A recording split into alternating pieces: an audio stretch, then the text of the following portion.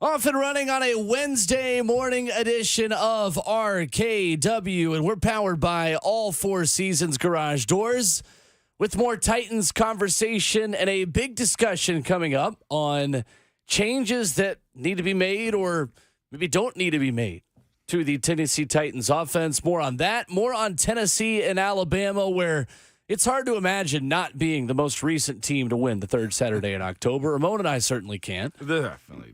Maybe you can't either.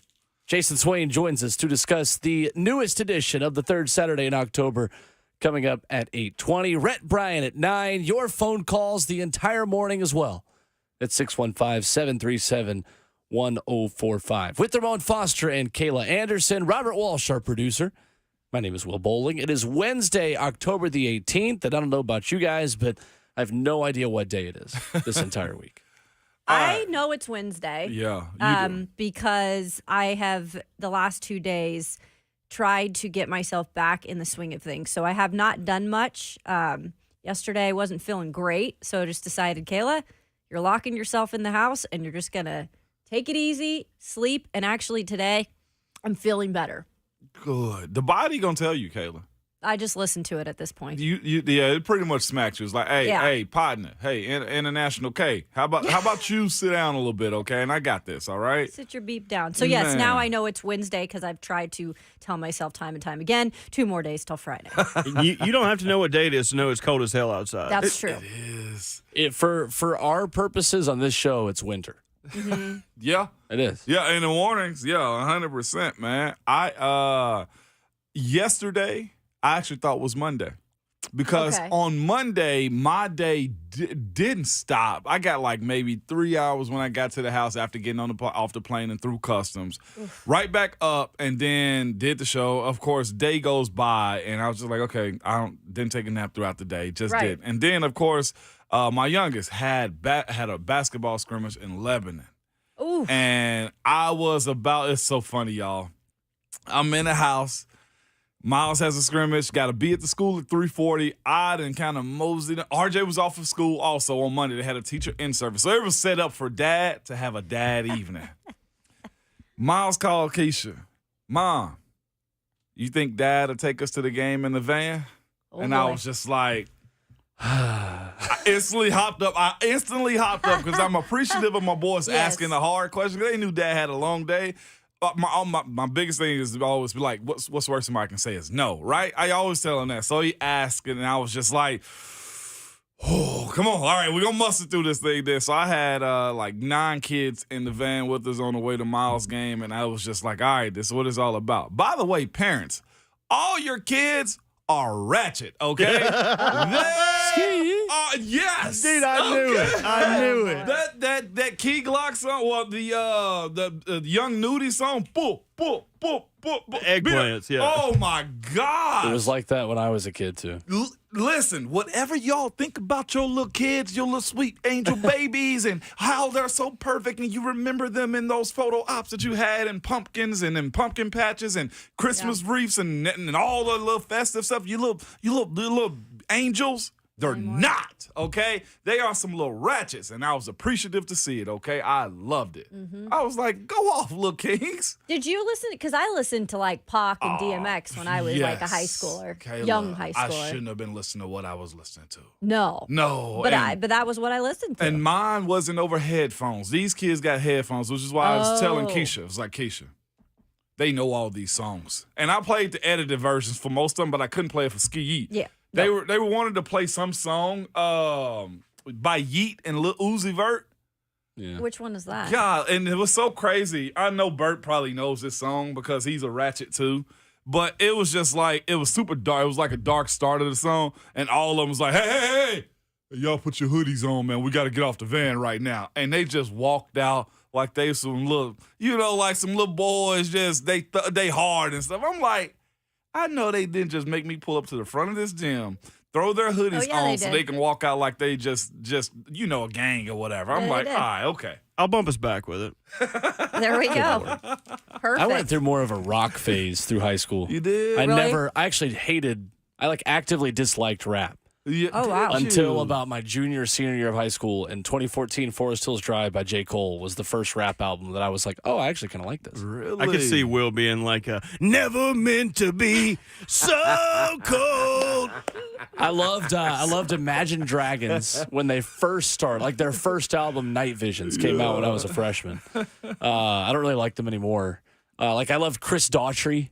Oh my that was gosh, just yeah. because I loved American Idol. He's from Yeah. here. Also, Chris Daughtry's not from here. He's This not? area, his daughter, I believe. He may live here now, but he's not from here. Yeah, okay, I believe okay. they lived here.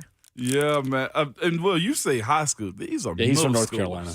These are middle schoolers. So I get that. I didn't like country. Hated country. Middle schoolers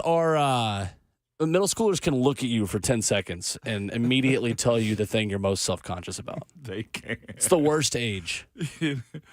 It is because they're going Oh. through so much. I ain't gonna lie to you. I was so glad to be a part of what they had going on though. And I blasted the music and everything. And the good thing is they all went in there and played good. So if they continue There to you do that, I'll continue to take them to the games. And the positive is you only have so many trips like that. You know what I mean? You only have so many opportunities to do that. Whether it's ratchet or it's fun or it's wholesome or whatever it is, Yeah. you only have so many opportunities to do stuff like with that before your kids are like, I've got my own friends. I don't want to hang out with you anymore. You're lame, Dad. You know what I mean? So I'm glad you got to enjoy it. I did. I genuinely did. I turned the bass up and everything in the back, boy. I was like, okay.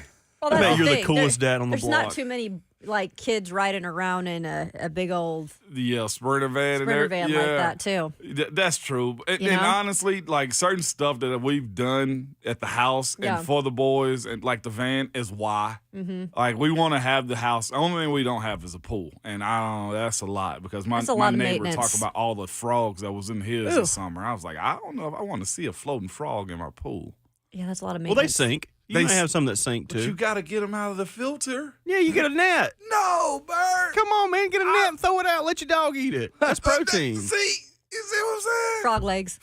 No, not at the Foster resident, not home cooked anyway. But it was a cool event though, man. But yeah, Monday ran. Yeah, it's for me. But partly feels like Tuesday, partly feels like Thursday for some reason. I don't know. Yeah, Just gonna keep plugging along. just all you can head do. down, drive, That's right. head down and drive, baby. Just keep on chugging the coffee. Yeah, we got it brewing in here now. We do. Yeah. And 8th and Roast has a new location. Yeah, I saw that. Opened this morning. Where's that? Please say it's close to me. It's close to us, Hey now, right where we are right now. I think we're hearing the beeping of the coffee pot in the background Yes. right Hear now that? too. What that You is. can't hear it. Ambient noises that you're gonna have. So a 116 20th Avenue South, right over here by Vanderbilt. let's go. You've got a brand new 8th and Roast ready to go. There you go. Their third street side shop. Say that 5 times fast. Street side shop that is open this morning at 7:00. So go by and see him. Sweet. Get yourself a coffee, but also pastry, muffins, Man, burritos. Chorizo breakfast. Stop burrito. talking about it. I want one. So I know. Burritos are bad. live. Now we could. Well, I it's right wonder down if the you could DoorDash a we bit probably quicker, right? could. I could probably hoof it there if you guys could True. spot Sure. it a little bit. You Come back here and run the board. I have taught myself how to run the board There you Have go. you? early mornings years ago Oh, on a dark yes. day. On a dark- Yes. Worst case scenario. Did. Worst case scenario, if you guys ever have to do it, if something ever befalls me, come in here and cut every single button on. And then at least all the mics will be on. You know all the mics will be on, and you can work from there. Well, Perfect. it was a wise man once said your mic is always on. So Did. I did. I don't know why that got me more than it did today, but It was all the I, wise man part. all I can imagine is myself running in there, having to run the board, and God, just hit be every hilarious. button. Be like Jim Carrey, Yes. just push all All the of them. levels up. well, we Absolutely. know what it sounds like because at the beginning of our scout meeting Wednesday open, you literally tap the mic and go, "Is this thing on?" So we know what it sounds like when you do that. Oh. You know what, So- so- Kayla, hey, hey, that was just so hang on. that was part of my creative juices right there, I know man. it was. It was very I creative. thought it was real good. Well, It Taylor was real Foster good. making I the show liked it. happen. Then we'll pull it. I thought I me and liked Bert it. had magic back there, Kayla. It You know was. what I'm saying? Studio magic. That's what it was. It was. It Ramon once did was. 1% of the audio production Rhett Bryan does every single day and thinks of Is himself this as thing on? DJ Khaled. Oh, hey, And they're mixing tracks. I'm out here like John Singleton, man. You feel me? I don't know Martin who that is. Scorsese is what I felt like Hey. in that There it moment. is. Can I not have Legend. a Scorsese moment?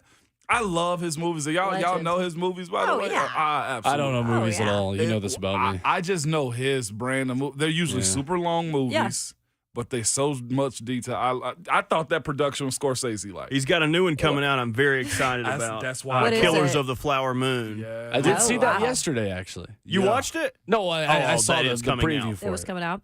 By the way, I watched 4 movies on the way back from London. Good Lord. Hit you. 4. I was you? like, did this really happen? So you couldn't sleep on. Well, you I had didn't big boy sleep. in front of you. I had Big Boy Yeah. leaning back. Dang, that's tough to even watch the screen. Then the It screen's was. in your lap. You're like down here trying to lean back. Let me see if I can see the captions on this It thing. was. And Will was behind me, so there was no way I was leaning back. Oh, I don't care. Yeah. yeah, but I'm like, don't I'm not care. going to do that. Yeah. You know? should have just banged his legs real quick. threw that seat back. You know what I did do a couple times though, because I was internally PO'd off. Yeah. I just like kind of like pushed when I would like get my should. bag. I'd like push the seat forward a little, little nudge. I've been in that place before, especially like in my early years in the league, just flying in the back of the plane, which is fine, okay? But people they would do that, and I would, of course. I'm working out and stuff, and I'm pushing On the plane? seat a little bit. No. In general, like when I was really lifting I was for like, football. I thought you were Russ Wilson or something. No, not like that. I jammed the seat up a little bit, but here's the thing: I was always in a catch-22. Yeah. Big black guy Yeah. angry on a plane. I'm like, oh Yeah. man, like which one do I want to be right now? Okay, comfortable, or I want to be on the no-flight list. I gave a little nudge every once in a while. Yeah, you got to. That's what it was. The word I'm if I'm choosing though, I would rather have someone lean their seat back in my lap than have a kid behind me punching my chair every 5 seconds. Because that happened on the flight from Chicago to Nashville. And Oh, mom really? sitting next to said kid did nothing about it the entire time.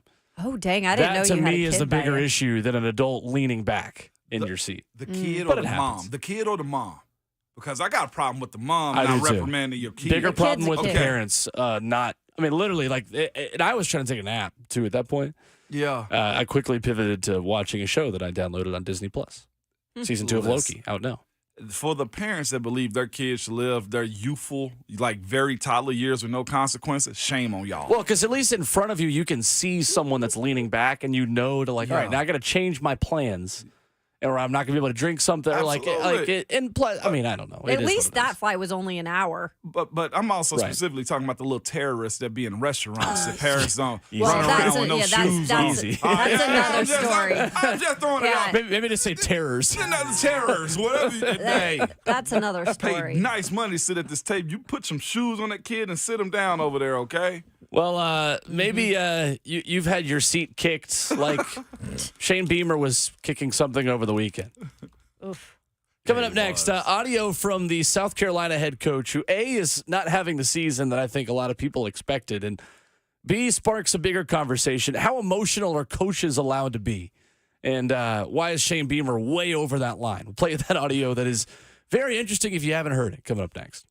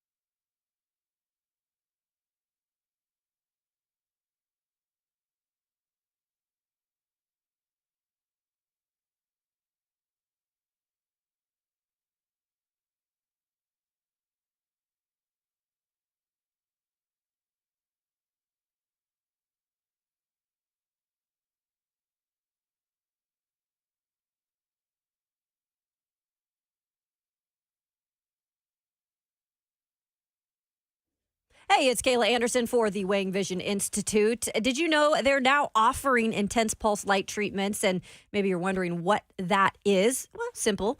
Photofacial treatment, rejuvenating the skin after sunspots, dark spots. Maybe you've spent years in the sun. Treatments also even out your skin tone and texture, as well as hyperpigmentation, something that I have dealt with. I've actually got mine scheduled for Thursday, so I'm excited about that. For information on IPL treatments, along with other services at weighingvisioninstitute.com, you need to look them up today. Not only do they offer that, but so many great eye treatments. To learn about Weighing Vision Institute, go to weighingvisioninstitute.com. They also offer a free online vision seminar. That's every Tuesday at 6:45. You can RSVP and schedule your free consultation and treatment today. Visit weighingvisioninstitute.com. Your skin and eyes will thank you for the long-lasting results.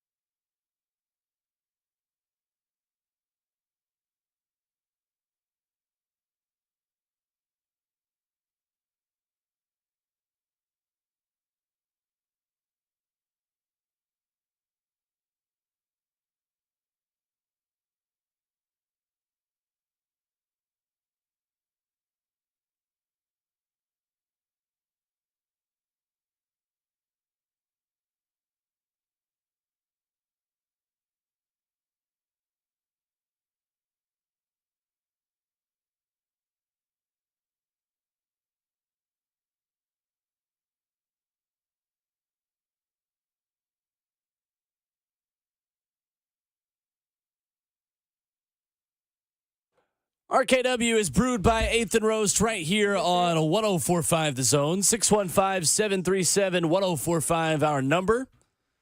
Stop by and see them, or go by your local Kroger or Whole Foods. Grab a bag of coffee grounds. We've got the Black Condor that we're sipping on this morning. Ooh, sounds Very dark. good. The largest North American bird. Is it? It is. I don't know. I made that They're up. I creepy. would guess. Those condors. The condors, They're they just watch you. creepy. Yeah. I'll tell you what was creepy. The Uh-oh. pigeons in London are aggressive. Were they really? I was sitting in the Islington Green, which is a very British just sentence that I said. I was eating a cinnamon muffin and a ham and Swiss muffin in the Islington Green, this little park over by where we were staying. And these little suckers just start running up to me. Uh-oh. I'm like, I don't have anything for you. So then I did what the worst possible thing was to do is I took a little crumb and I threw it behind me. And then they multiplied. Like they immediately reproduced, and then there were just more of them. And so then I ran away. It was like that movie Birds. I took my Back in the muffin day. on the run at that point, They bullied you. on the walk. The birds bullied I you. said, "This is my swamp donkey." They have no law over there. They got nobody to lay it down. You just got to Yeah. let them know that you could eat them if you really wanted to. I could catch you if I really wanted to, bird. Oof. There are some people that eat city birds. I mean, Meaning a pigeon pigeons. is just like a city dove. Yep. You know what I mean? You can eat Yep. a pigeon. I think you can. They say what's wild is they probably eat more cleaner than the other birds that you eat on too. Which is, I'm like, really? I I just didn't wouldn't want for one that. of them to get really bold and just fly up and take my muffin out of my hand. Like that's how close to me they were. They probably Because it would've. wasn't a very big muffin. So I was like, I'm just going to walk. This is not very You smart. definitely probably could have. I would much rather not deal with pigeons and rather deal with geese. I'm waiting on my opportunity Those are with one of them. not nice. Yeah, I know. I'm waiting on my creatures. opportunity. With geese, it's like I aim am. small, miss small. Like, I know I could hit a goose, but Yeah. like a pigeon, like they might be bobbing and weaving too much. You might need a net to hit a pigeon. Exactly. I want to see how mean they are. Like I don't want to, but if like a geese run up on me, I'm telling you, man, that bird gonna have it out. I'm not running. Okay, that's what I'm telling you. It's just, You're gonna grab it by the neck. I'm him and his little homie and the little gator teeth that they got. That's all I'm telling The you. goose. Yeah, the goose. Ready for it. Well, maybe Shane Beamer was trying to kick a bird Mm. when he broke his foot. This to me is like when Michael Scott burned his foot on a George Foreman grill and made a really big deal out of it because he likes the smell of fresh bacon in the morning. It sparks a bigger conversation about coaches and specifically coaches like this that have underachieved this year. This was Shane Beamer in a press conference about breaking his foot and then why we shouldn't make a narrative out of it. This is interesting stuff. Shane, a couple of things. Did I see you limp in here? Do we need an injury update on you? Yeah, I might as well say it now because y'all are going to ask on Saturday after the game. I broke my foot on Saturday, so I'd rather just get it out there and say it and not have y'all speculating. And then after the game on Saturday in Missouri, you ask. I called Coach Tanner, told him, make sure he was okay with it, and he died laughing when I told him. So obviously there's not a lot of empathy from him. It was after the game, and certainly that was a gut-wrenching emotional loss, and I was frustrated and kicked something that I shouldn't have kicked, and thought I was okay, but journaling of the game wore off, and before anybody starts the narrative like the head football coach is frustrated and lost his poise and all that, no, I care. And I care about these kids, and I was really upset on Saturday night because I didn't do enough to help them get over the hump and win the football game. So don't think I have to have surgery, but there is a broken bone in my foot. It hurts like you know what, but, you know, I've got to show toughness and fight through it. Been one of those years. There was Shane Beamer after a home loss to Florida. This is weird. This guy, to me, he's crying on the field after pretty much every big win, and then it's this after losses consistently, right? I mean, we all have the screen grabs of him just looking just a little overboard into games, even when they're successful.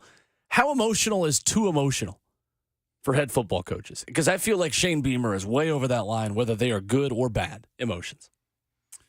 That's kind of where I'm at. I was going to, like, hearing him and the conversation we're about to have now, I don't know if Shane Beamer is doing a good job or a bad job at South Carolina. I don't know what it is. I don't know if his fan base loves him or hate him at South Carolina also. I somehow, because I follow Brad Crawford and some of the, South Carolina stuff pops up on my timeline. And the hate that he gets and then the love that he gets, and then I'm like, well, is it the understanding? And then, of course, his method and how he's losing games or the trash talking that he has going into, how he goes about these week-to-week games, year to year, and we're building something. I'm just like, I don't know if anybody believes him. I really don't. And I think he's a good coach, but a portion of me is getting early Lane Kiffin vibes from him.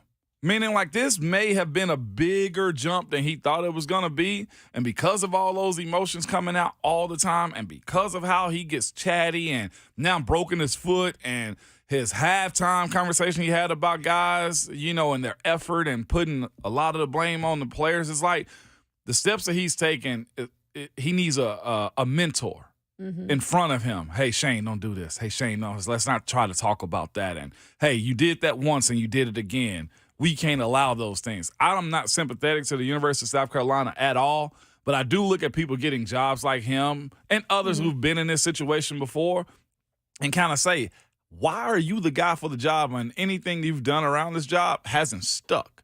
Like, I thought they were crushing it in recruiting, and I think they're, in the 20s now when you look down at the overall commitments that they have? I may be wrong. Let me look that up. But for South Carolina, that's not bad.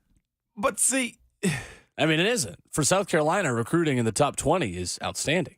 That's not an easy place to recruit. That's not. But they have so much there.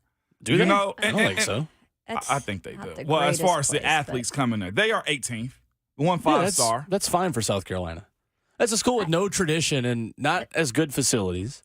You got Clemson next door. That's true. Who's dominated? I think it's an interesting situation just for the fact that Shane grew up with a dad in Frank Beamer that was so beloved and a really good head coach, right? I think a lot of people look at his, career as a coach and say, Frank Beamer did an overall really good job. And you would think growing up with a dad that has kind of showed you the ropes, and he's old school, right? He's a little bit more old school. I'm sure Shane in his own way wanted to create his own identity and be away from that a little bit. But at times like this, it seems like you do see the little bit of the immaturity of being such a young head coach in an SEC school. I don't care what school you're at. If you're in the SEC, there's going to be eyes on you, right? And South Carolina has had its success. And so I think a lot of people thought, this is the new head coach. He's younger. He's bringing some energy. That's all fine. But I think you have to know in these situations when times get tough, and it is up and down, you have to find a way to calm yourself and keep yourself even keel. And I think Shane is kind of going with how games are going right now, up and down, up and down. That's tough as a head coach to do that because all these players are kind of looking at you. And if you're showing all that emotion all the time, I think that's hard for a team to kind of get in line. And that's where it becomes worrisome for his players almost to me, or any coach that acts like this, and specifically him because he's been chatty a good bit.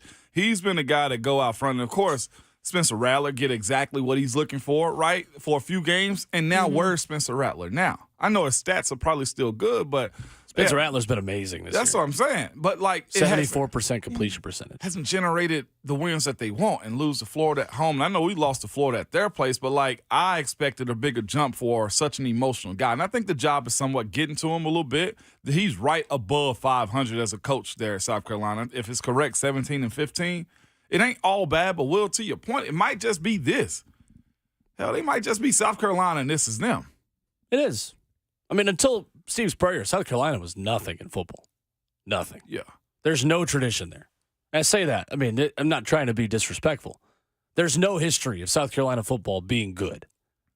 And you've got an amazing quarterback right now, and you're wasting it. I mean, Capel said that on YouTube in the F&M Bank chat. If Spencer Rattler was my QB, I'd break my foot too.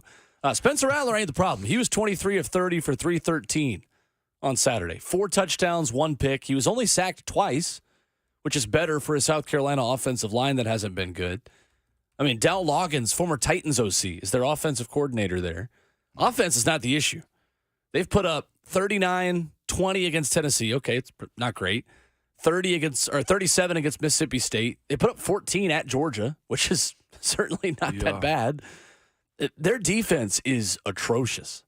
I mean, absolutely awful. They allow over 420 passing yards to Graham Mertz of Florida.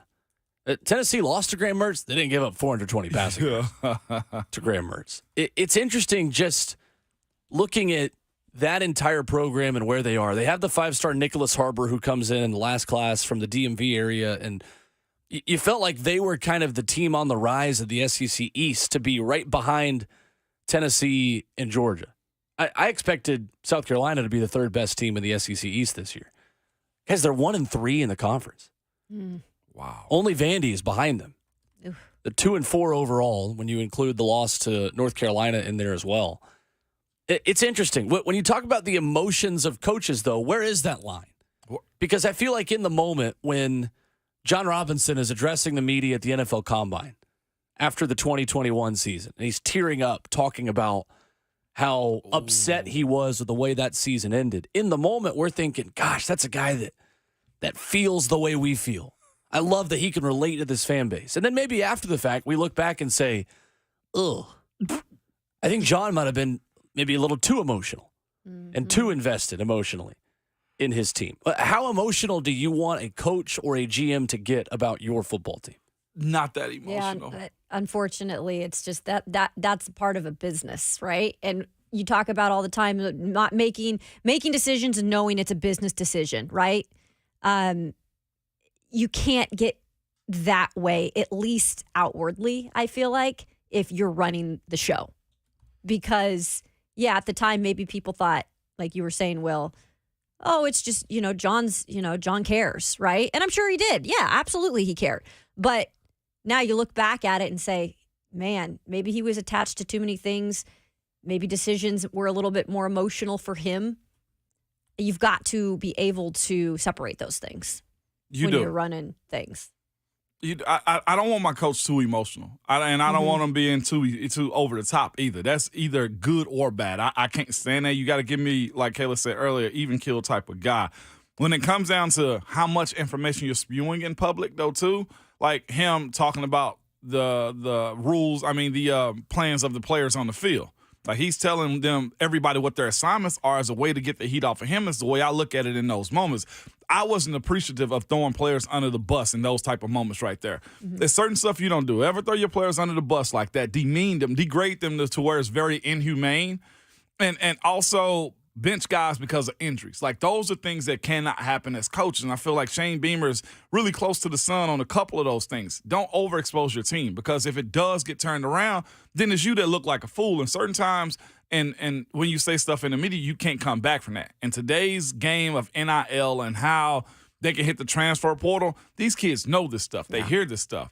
I was just talking to some of the guys on my team last week that I, went to UT with. And I was like, I know some of y'all would have jumped in the transfer portal. And their answer was, a few of them, yeah, we probably would have. Yeah. And I was just like, wow. So when you have moments where the coach looks unstable or too transparent, it can be, to me, this is my opinion, a sign of weakness when it comes down to how you can't control your emotions. And then you start doing stuff behind the scenes and, kind of losing it a little bit. And who feels that the most is probably the players. That my senior year, we knew Fulmer was on the hot seat. We knew Coach was on the hot seat. And we felt that. So every game we went into, we felt the pressure to win those games. Just because it rocks the entire building. It makes everything unstable. It really has you in this fog of like, we're not just playing for wins and losses. And that was one of the most telling things that's one of the more telling things I feel like Shane Beamer is doing right now, is giving a little bit too much. He said last week, if he's talking about the NIL, didn't he mention the NIL with Georgia? There was another instance. I know that was towards his fan base, but dog, you mentioned him buying players and putting them in front of, just putting that on your fan base. If it's a build up, then build it up by coaching, creating a culture that these guys want to be a part of. That's a bad place to be as a coach when you got to resort to using the public to get a point across. Well, one of those was Mark Stoops that made that statement. That was Kentucky. You're right. But all in all, that's not a good look, though. I wouldn't have liked it. It's just too emotional for me. It's too emotional. How do you view Florida right now in the SEC East? What? That's a good win for Florida. I still don't know who they are, though. I mean, they're putting up points. I feel like they get these good wins, and then like they'll have some bad losses, right? And I'm like, I can't figure out exactly who they are. I feel like they're still in that transition point. You know how I feel about Florida? Probably the same way they felt about us years ago. I don't. That loss that we had to them was a huge win for them, and it might be their only biggest win of the year. I see how people probably view Tennessee as how I view Florida right now. Like, yeah, you got the opportunity and the ability to be a real good school on the field, but there isn't much excitement around that program. Heck, people still are in between wanting to get their head coach fired. Yeah. Like, their fan base is adamant about, I hope y'all beat us.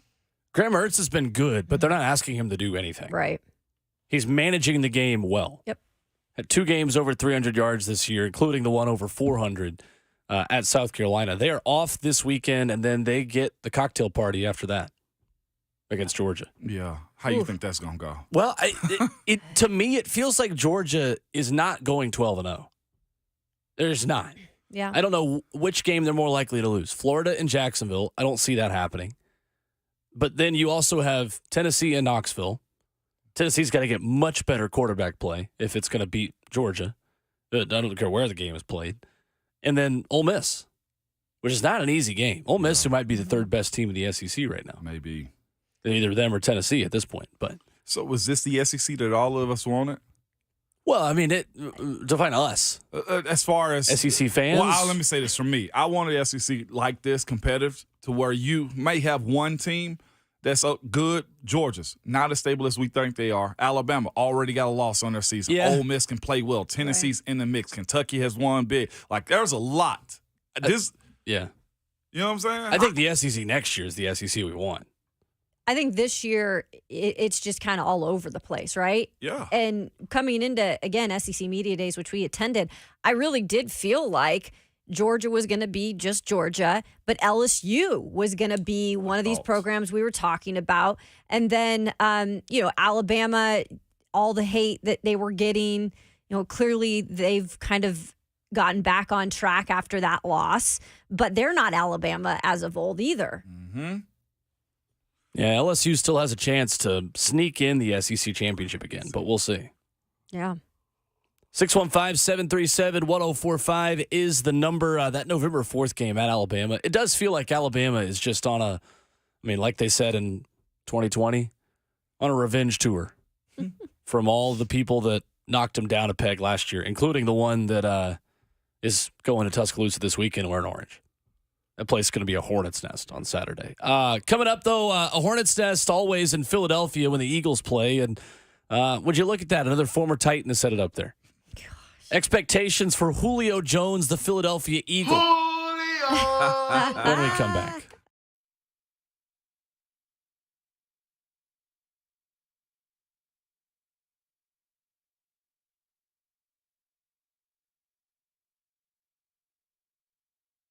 Your chance to get that rare, hard-to-find luxury pre-owned Rolex timepieces happening at Genesis Friday and Saturday, October 20th and 21st. Genesis is hosting an epic pre-ordered luxury Rolex event featuring a stunning new selection of these hard-to-find pieces. The Hulk, Submariners, Daytona's, Pepsi's, Batman, all the hottest models that people wait years for. For this event, though, you can choose from 5 years financing or get a free pair of 2-carat lab-grown diamond stud earrings valued at $5,000. Imagine a luxury pre-owned ladies Rolex Datejust for just $199 a month, or a Sea Dweller or Submariner for just $299 a month. With no waiting list, there will be no games played, just the watch you want at a great Genesis value price you deserve. Also, for this event, Genesis pre-owned Rolex buyers will be offering top dollar for your Rolex, so you can buy, sell, or trade this weekend. So come see the largest selection of luxury pre-owned Rolex watches in the state. Get the timepiece of your dream and take advantage of special finance. Again, it's Friday and Saturday, October 20th and 21st and only at Genesis Diamonds, your home for luxury pre-owned Rolexes. They're located in Green Hills and Cool Springs.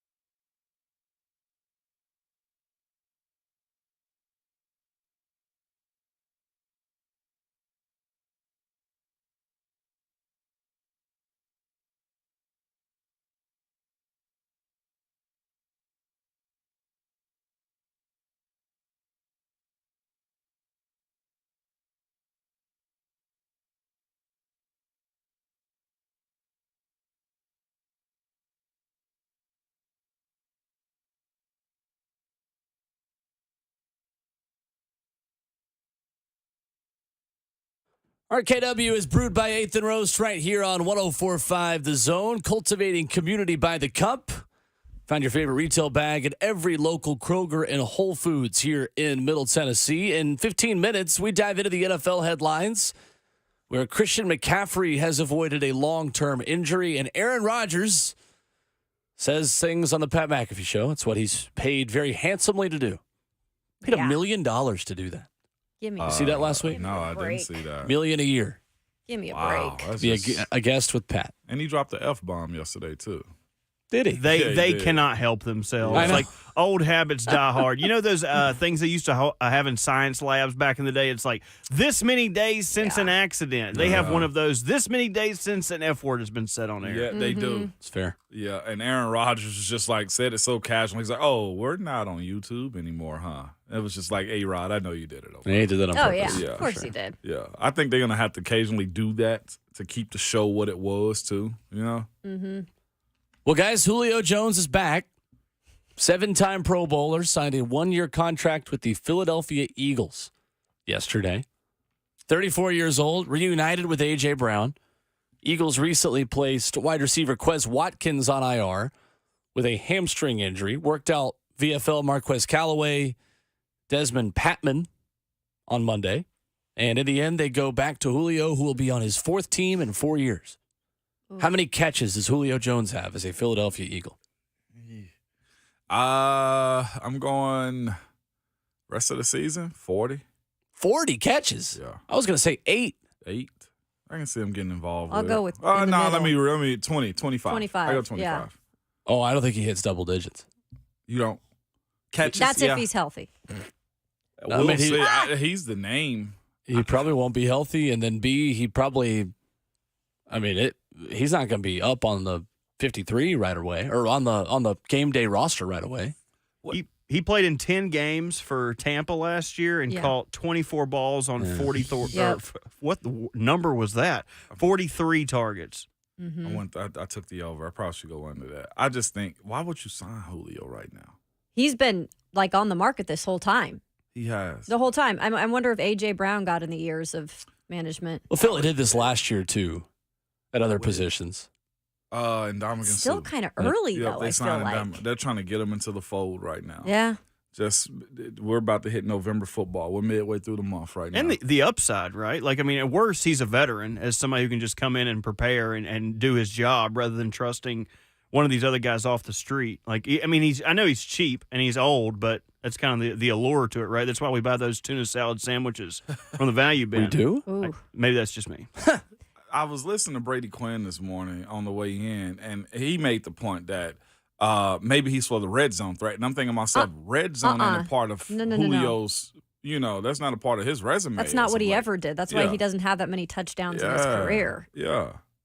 I was thinking about that too, Ramon. Yeah, I was just like, that's fascinating. But that's not him. No. You sign him for the name, the body, and the hope. He's a big body wide receiver. Mm-hmm. They play bully ball still and stuff like that. And you want exactly what it was. You want the name, the body, and the hope that he can at least pull you out, a rabbit out of his hat every once in a while. Is he chasing rings? Yeah. What is he's he? 100%. definitely You know, doing that. I mean, 100%. Definitely chasing rings. I'm a little surprised Marquez Callaway's out there on the street. I wonder why. 2 years ago, he had 698 yards in 17 games with the Saints. Only had 158 yards last year. Wasn't great last year. But when Michael Thomas was out for that first time that Michael Thomas was out for forever, in 2021, he almost had 700 yards. I'm saying. yeah, he wasn't Started bad. the year with the Broncos and got cut. Yeah. Yeah, tough. That's a guy I think could make this team right now. Marquez Callaway? Phew, don't speak too soon. He mess around and get a tryout on his bye week. I mean, I know he went Yeah. to Tennessee. It's not because he went to Tennessee. It's because he had 700 yards 2 years ago. I always thought highly of him. I did. I thought he fit in well with what New Orleans was doing. He's a player. It's a matter of what the league thinks of you. And me personally, I don't know Marquez's game good enough to say this is what he can and can't do. Speed guy, not speed guy. But I almost would think that if he had, a real fast 40, then he'd probably have a job somewhere. Yeah. Is he Catching 20, ain't like his thing. 26 or something around there? I can check here in 25? a 'Cause second. he's not that old either. No, he's not. 25. Okay. Yeah, that's wild style. Gosh, I'm older than free agents now. That's crazy. Hey, welcome to the lice. Welcome It gets to the lice, crazier baby. and crazier. Yeah, it does. Next time, what is this 40 he had, man? He's a 4.5 guy. Yeah. A 4.5 guy. So he was out there with Ryan Stonehouse. Yeah. By the way, we ain't talking enough about that. Yeah. He has 85 speed on Madden. He was? Yeah, he does. Well, he currently does on this Madden. Ryan Stonehouse is 85 speed. The He showed fastest off punter in the speed. game. Can he play Yeah. corner? I don't. Yeah, put him in there. Might as well. I We're saw gonna be they were at the confronted again. U.S. men's national team practice the other day. Yep, Where down are at they? Brentwood Academy, where All the U.S. special had teamers. camp. Stonehouse got down, though, because that was a touchdown. Yeah, well, Duvernay was gone. Yeah, it was. I didn't think he could hawk him down like Me that. What, he either. hit like 18 miles per hour on the GPS, close to 19? he helped inspire the Yeah. U.S. to a 4-0 victory over Ghana last night There you at go. Geodis Park. Okay. I'm here for it, Will. Gio Reyna with a first-half brace.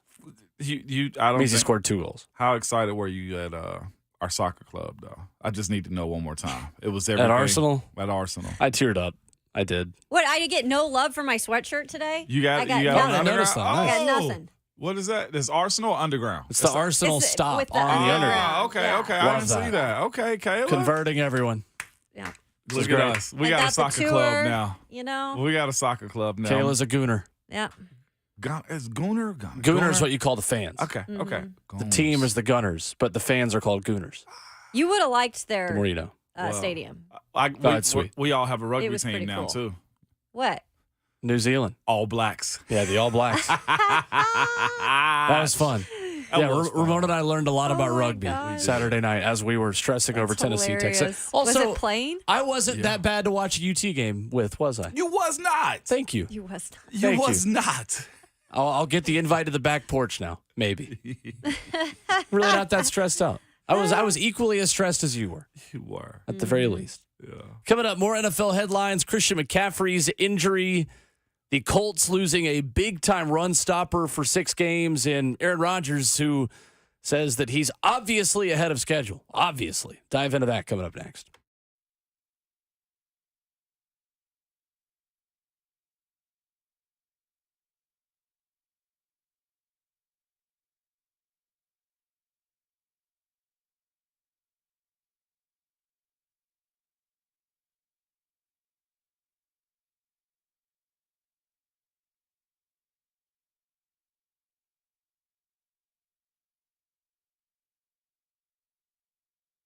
Hey, what's going on? It's Will Bowling here for my friends at Brentwood Hearing Center, who understands choosing a hearing care provider is a big decision.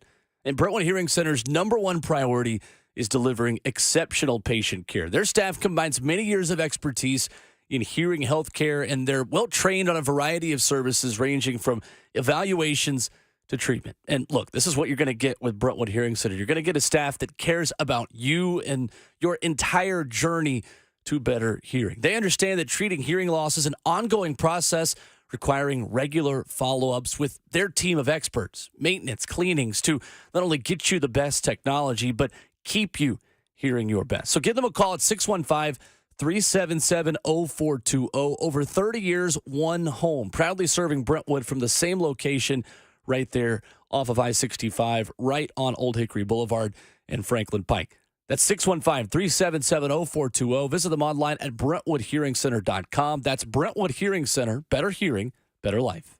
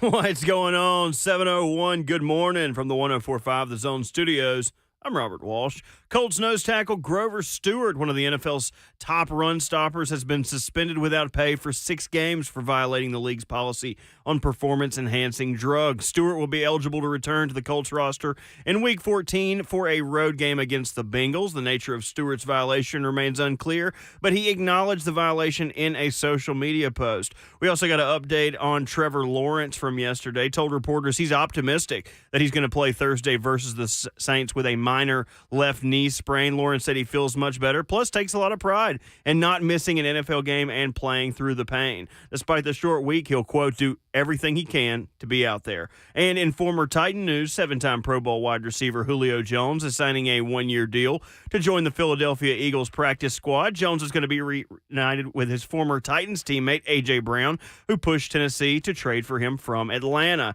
And also, the Ravens are signing free agent safety Andrew Adams to their practice squad. There's a possibility of a quick elevation given the hamstring injury suffered by Marcus Williams in London. He started 11 games last year with the Titans. For all your foundation repair and waterproofing needs, visit USSTN.com. Breaking news at once on your home for the Titans and the Vols. This is 104.5 The Zone.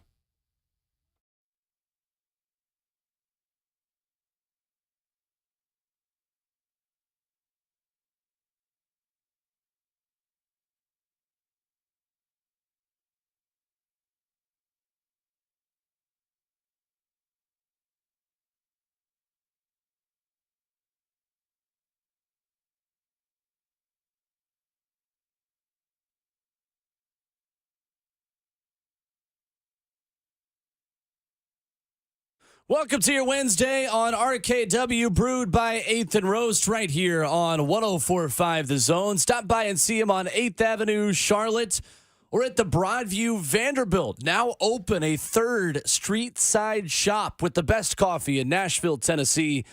Stop by and get one of those light blue cups, a little bit of cream, a little bit of medium roast coffee. Yeah. Outstanding. Yeah, get you some. Get you some. Make your Wednesday better, whether you're jet lagged like us or whether you're just humming right along here in beautiful Music City.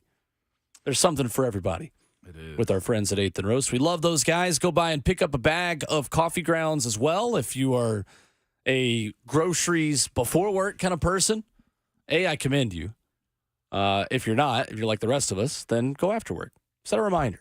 Please do There you that. Are you a order groceries to your house person? I'm Any not. one of you guys? No. Yeah? No? No, Okay. no, no, no, no. All right.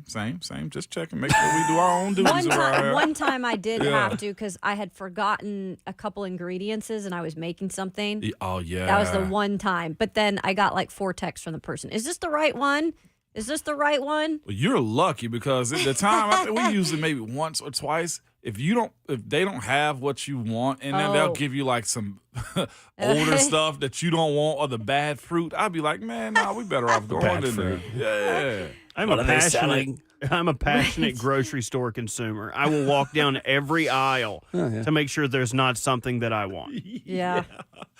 That's Got to go with the list. anytime I go with Keish, that's what we do. She's like, this is why I don't bring you in here with me. And I'm like, you know what? This is all part of my plan anyway. Ramon Foster, Kayla Anderson, Robert Walsh. I'm Will Bowling. Online on 104.5 The Zone TV, Facebook Live, YouTube, Twitter, or Twitch. Twitch, please. In the F&M Bank chat where you can chat with the show. Just in the comments section right there. Had a lot of questions about that recently. People that'll see us be like, how do I join the F&M Bank chat? All you got to do is comment, and you're there. Easy. Well, don't say that. There's a membership fee. They need to Venmo me the True. $5, and then you can be part of the F&M we Bank forgot chat. about that. Buy a bag of 8th and Roast. Send a picture of the bag of 8th and Roast that you've purchased at your local Kroger or Whole Foods. Then you can join the F&M Bank chat. Yeah. Bert, how many schemes you got, man? Are you also an African prince that's emailing? We've old probably been ladies? getting a lot of emails from me lately. When the brother of the Prince of Nigeria asks for help, you help. I've also been reaching out to a lot of people about their extended warranties on their cars. Yeah. Just trying to get some socials, man. Somebody help me out here. Not the Better Business Bureau, it's the Burt Business Bureau. That's right. Absolutely, man. So NFL headlines this morning. Christian McCaffrey has avoided a long-term injury. Guys, I feel like if he was healthier year in and year out, there would be no question that McCaffrey is the best running back in the NFL. There may already not be a question at this point, considering how good he has been in San Francisco. But again, it feels like the same players are hurt every year for the 49ers, and that includes Jimmy Garoppolo, who's now hurt for the Raiders at the exact same time. McCaffrey avoided a long-term injury, has a chance to play Monday night against the Vikings, according to Adam Schefter. Suffered an oblique/rib injury in Sunday's loss to Cleveland and underwent an MRI on Monday. San Fran lost Trent Williams and Deebo Samuel in that game, who each have a chance to play in Monday's game as well. Who they got on Monday? Does it say, Will? The Minnesota Vikings. I'd take that one off right there. Really? They should beat Minnesota is what I'm saying. They should beat Minnesota, especially if these are, your premier players that are getting injured like that. How is it, to your point, their players that's getting hurt is the premier players that's getting hurt? Always. It always is. It's always Trent, Deebo. and Christian. George Kittle is a repeat offender. He is a repeat offender, too. Greg. Yeah. Yeah, golly. Yep.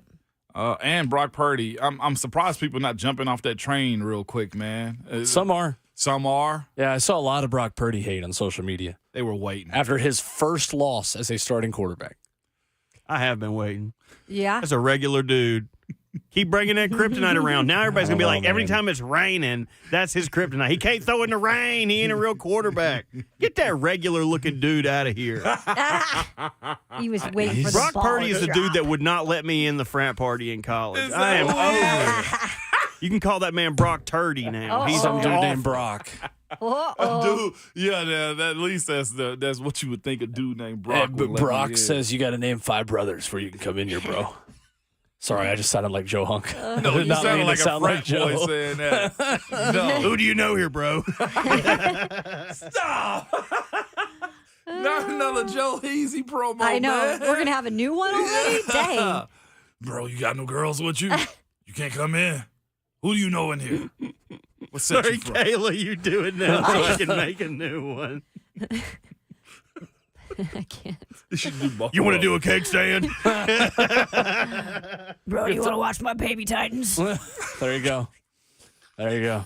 He's such a There's good Joe Hunk dude. on RKW. Joe Heasy's such Nicest a good guy dude. you will ever meet in your For life. sure. It's all is. love. He is. It's He's- all love. If we so nice. if we didn't like Joe, we would not do his impression. And Yeah, his that's why we son- never talk about Joseph. There it is, right there. Uh-huh. But the two nicest guys at the station, easily. Two nicest guys at the station: Joe Heasy and Mickey. Yeah. Very I throw easily. Jackson Williams in there as well. You throwing Jacktown in there too? Absolutely. Jackson's pretty. Yeah.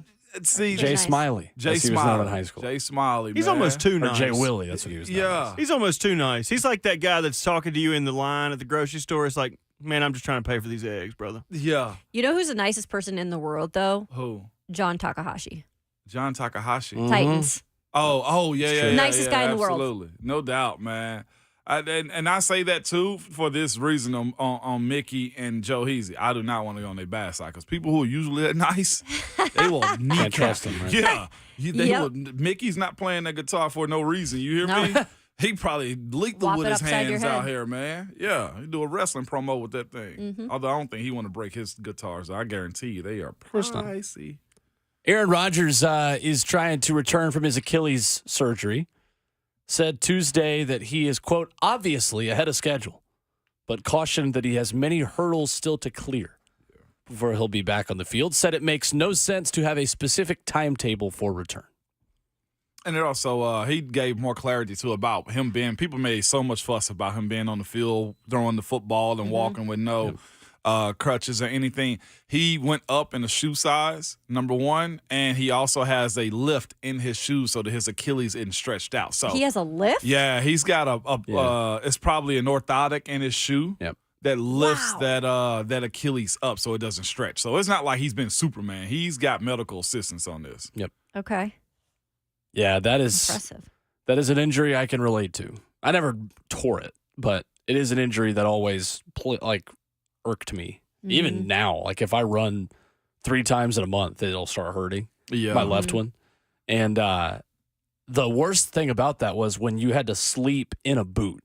Ugh. And you had to sleep in a boot upright, and it would keep your foot totally straight in the air to keep that like locked in where it needs to be.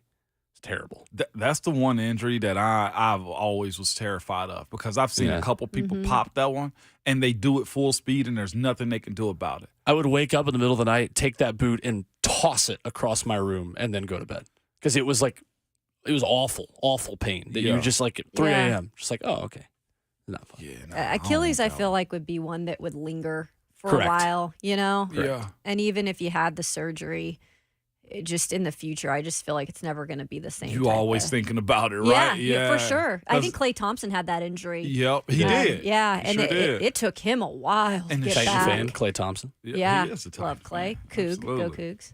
Oh, there you go. Yeah. 615-737-1045, our number. Coming up, some interesting stats about the Titans offense. Maybe say that we have paraded Tajay Spears out as running back one too quickly. Mm. Some interesting numbers on Ryan Tannehill's success with or without Derrick Henry on the field, which begs the question, do the Titans have a running back issue or a quarterback issue? We'll discuss that coming up next.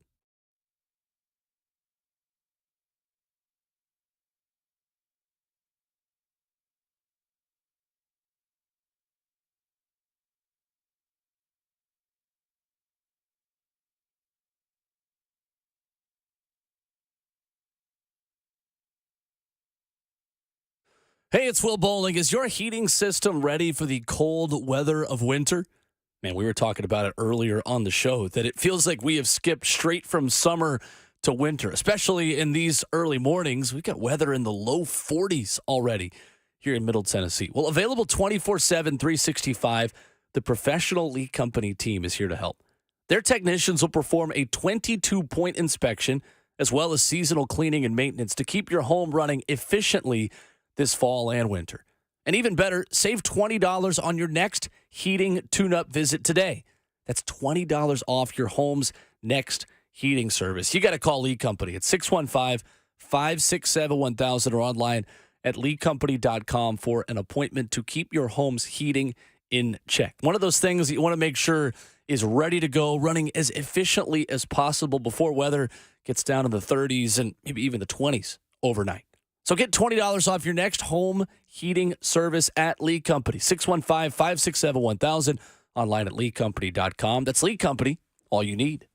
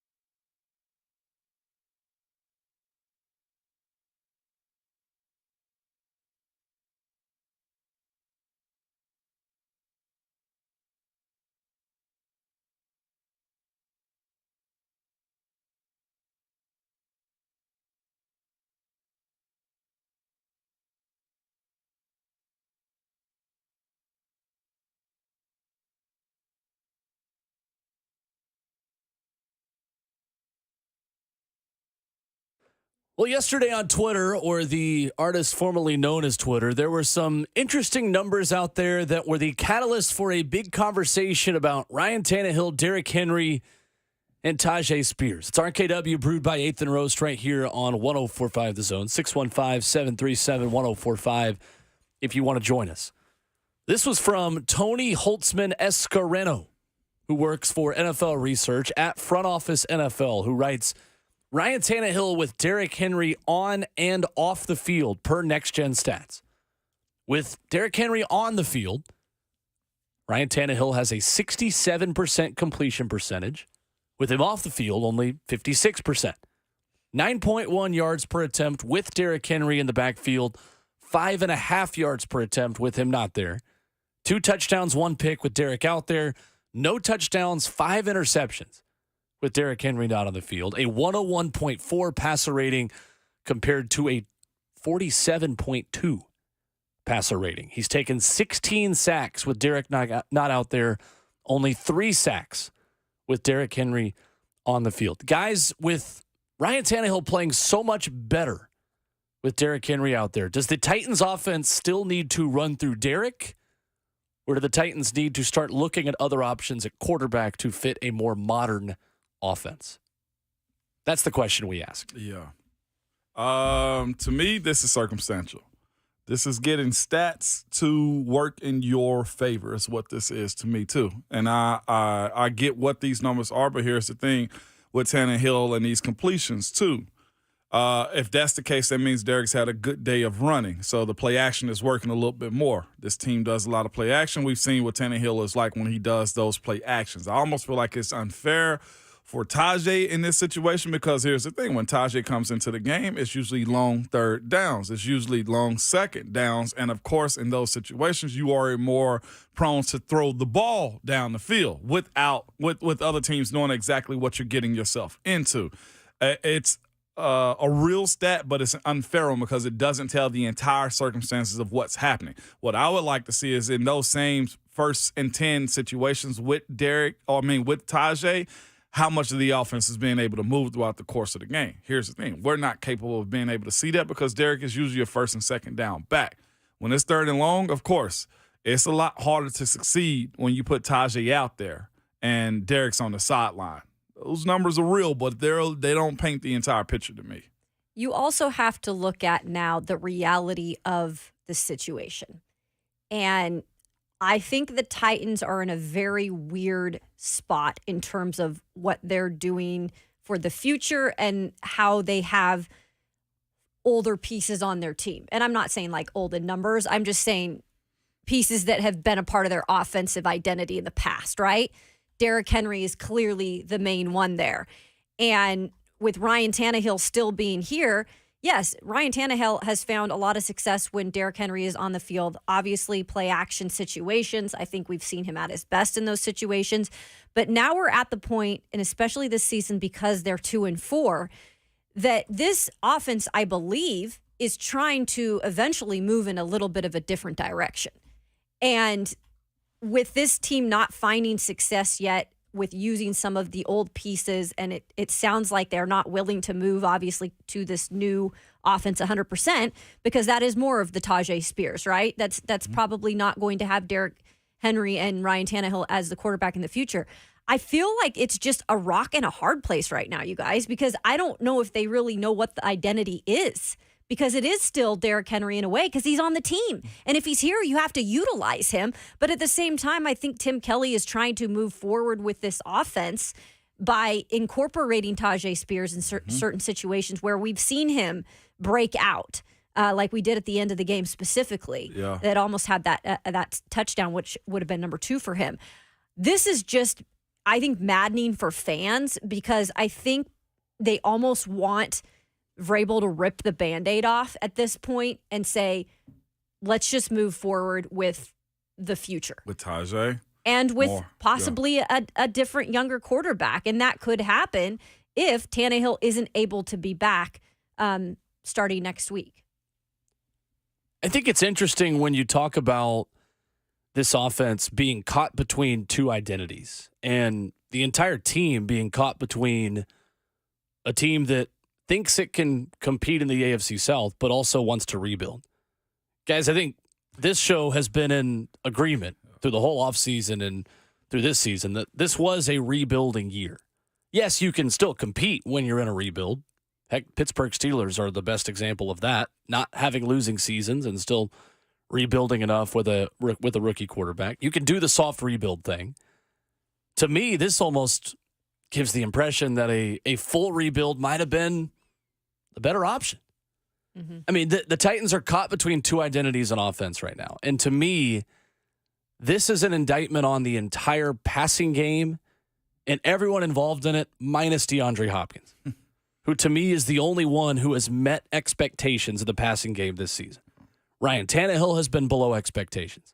Treylon Burks has been below expectations. Chig Okonkwo has been below expectations. Andre Dillard, the rest of the Titans' offensive line. Mm-hmm. They had lower expectations to begin with, but the Titans have got to commit to one of two identities on offense because they do not have the personnel nor the quarterback to win in multiple ways. It's what we talked about Friday in London, and I spoke about it as the thing that I wanted to learn about this team. Can they not run super well and win? We still have the answer to that. It's no. No. Derrick Henry has to carry this team to victories right now. But at the same time, Derrick Henry is probably not going to be here next year. Right. Neither is Ryan Tannehill.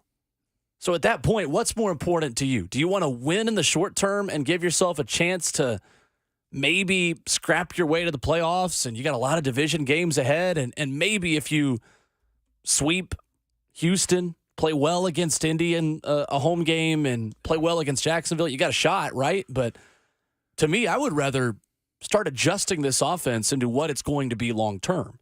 Because while you're right, Ramon, that this is not telling the full story, these stats, right? It's just basically saying, look, the Titans are bad in passing downs and good in running downs. It's not as necessarily an indictment on Derrick Henry or Tajay Spears. It's an indictment to me on Ryan Tannehill. Your quarterback's making $27 million this year. I don't care who's on the field with him at running back. He should be able to make some throws and passing downs. $27 million. This is not Brock Purdy. This is not Mac Jones who's sitting there on a rookie deal, and you got to think, all right, the line's got to be good in front of them for this guy to be successful. This is a guy that's making $27 million. I think we're making too many excuses for Ryan. Mm-hmm. And especially now, you guys, that he is banged up. And I don't care what anybody says. That high ankle sprain, that's exactly what led to surgery last year. He had the high ankle sprain. He got back out there. The line was not good. And he got smacked again, and he had surgery. Yeah. And even if he goes back out there this year, I don't care if it's healed or not. He's going to not be 100%. There's no way. And especially with the line in front of him, where I feel like he's still a little hesitant with what's in front of him, right? Doubt. Absolutely. So do you just move forward, like Will's saying, at this point and see what you have in a guy like Will Levis? Because you have seen a little bit of Malik Willis. And look, you can go to Malik if you don't see something out of Will. But I think Will Levis, being a high second-round pick, almost a first-round pick, you've got to at least see if this is your future, because if it's not, heck, they got a real problem. They do. But, of course, I think somebody said they're picking in the top 8 right now, if that's the case, too, if this doesn't turn around. PFF, if this doesn't turn around. But again, so the conversation starts with Derrick versus Tajay and what you're deciding to do with this offense. Right. In my opinion, I think more explosion, the potential for more explosion comes with Tajay on the field. If he's playing more in first, second, third down. And here's the biggest, I think, my biggest issue with the entire offense in general. Derrick is the big bruising back. Derrick's the one that you know, he's the lighter that lights all flames for this offense. It has been in years past. Where's the third down with Derrick? Why are we going to Tajay a little bit more often? I think if Derrick in his game had evolved into a first, second, third down back all the time, and I'm talking about protections. Right. You know, like that's where we are in the pass catching side of it. It's been there, but it's not consistent. You wouldn't have had to have this conversation about Tajay. He would have just been a nice complimentary piece. But when you look at how you phrase this, Will, or how this stat line come out, not you, this is where the stat line comes from Next Gen Stat. Why in these situations isn't Derrick still out there in those passing opportunities for Tajay? like, let's be honest about it, too. Derrick needs a lot of touches to get the ball going, right? Or you have to scheme up the King Cat to get Derrick going. And that King Cat was also on the field while Derrick was out there, too. Like, Tajay, there was a fake reverse to him. And I'm like, you can't play football like that the entire game. Tannehill has to be able to sit in the pocket with Derrick, and that's not available to him because when Derrick doesn't get a lot of yards on first or second down, then you got those long down and distances, and, of course, Tajay's out there.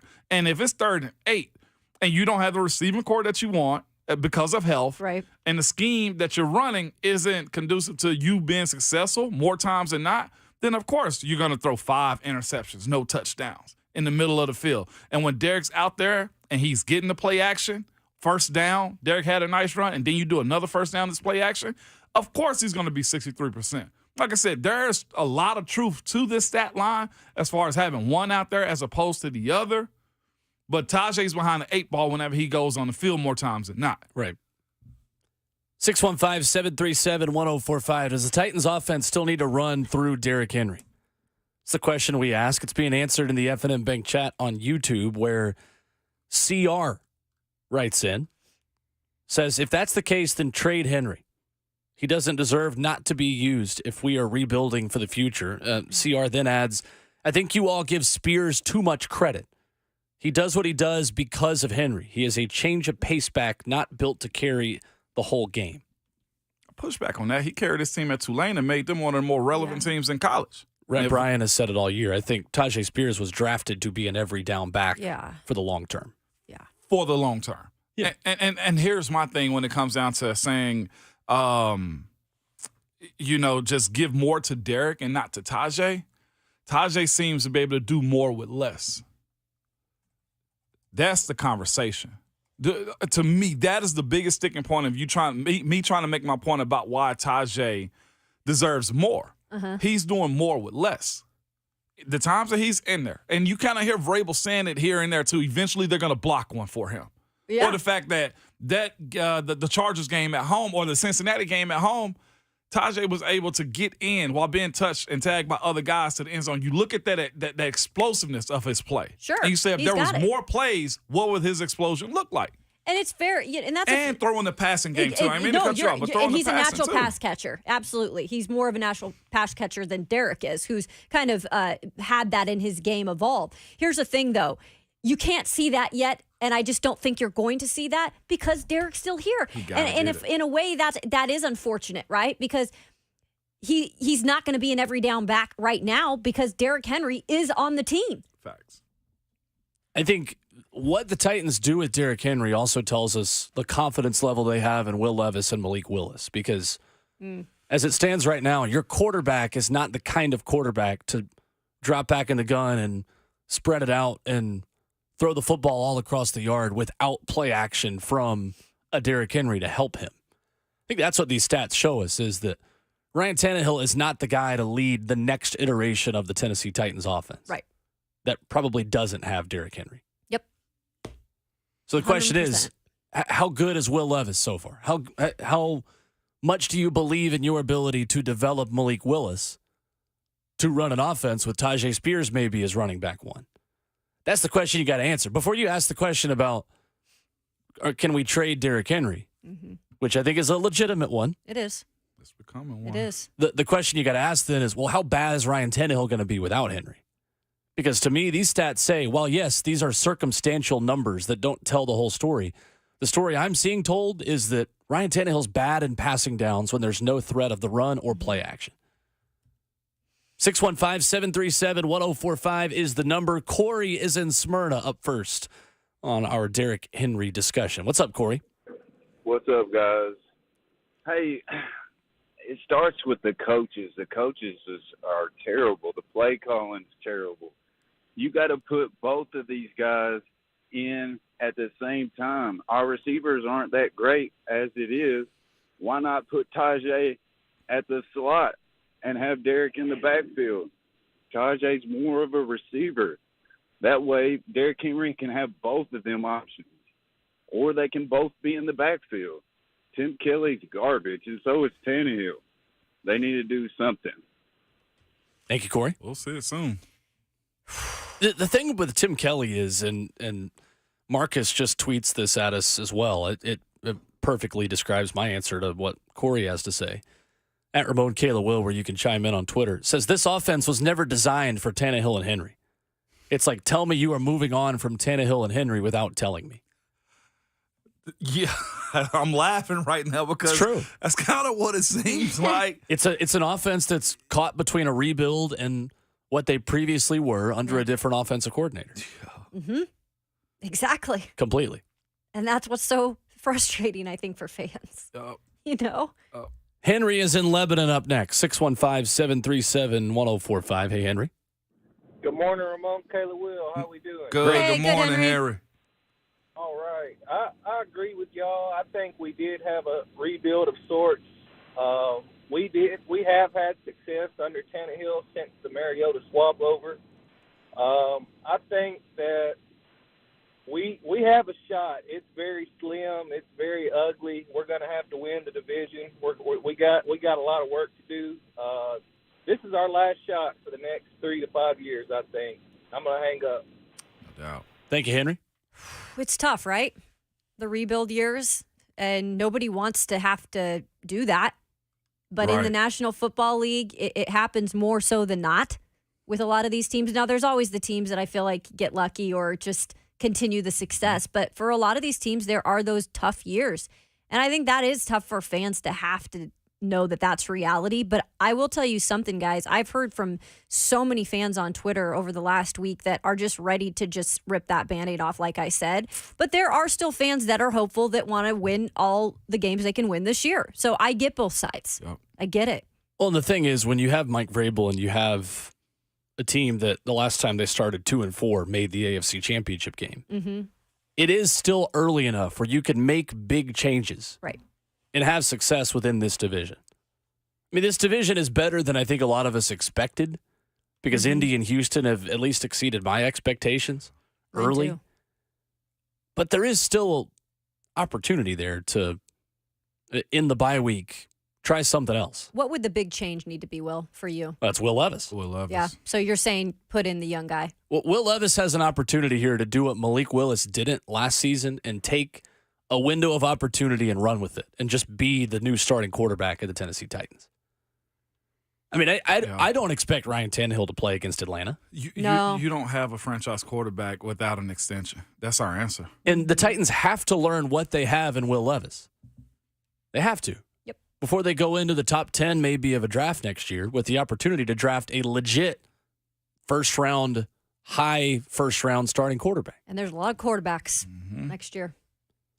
Let's continue this when we come back. 615-737-1045. We'll start with Christian and Alex on the phone lines after this. Does the Titans offense still need to run through Derrick Henry, or are you ready to move on? More of your phone calls coming up next.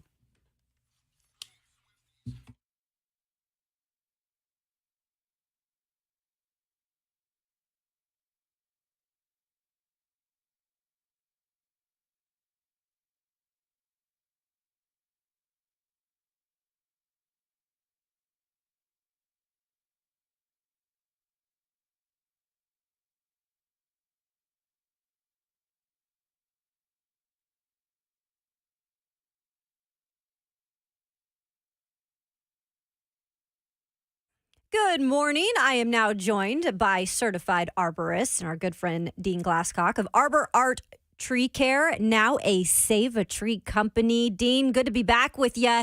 And tell us about some of those tree growth regulators that you guys offer.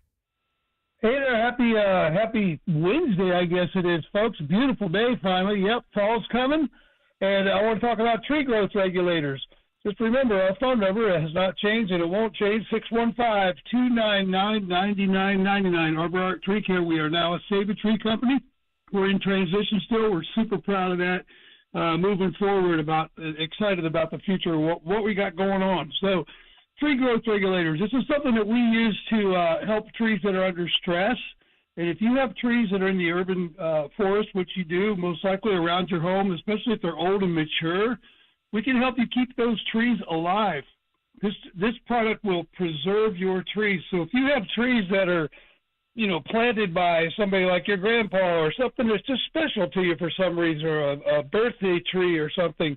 If they're old and mature, and even if they're not old but they're up in age, we can help you with that.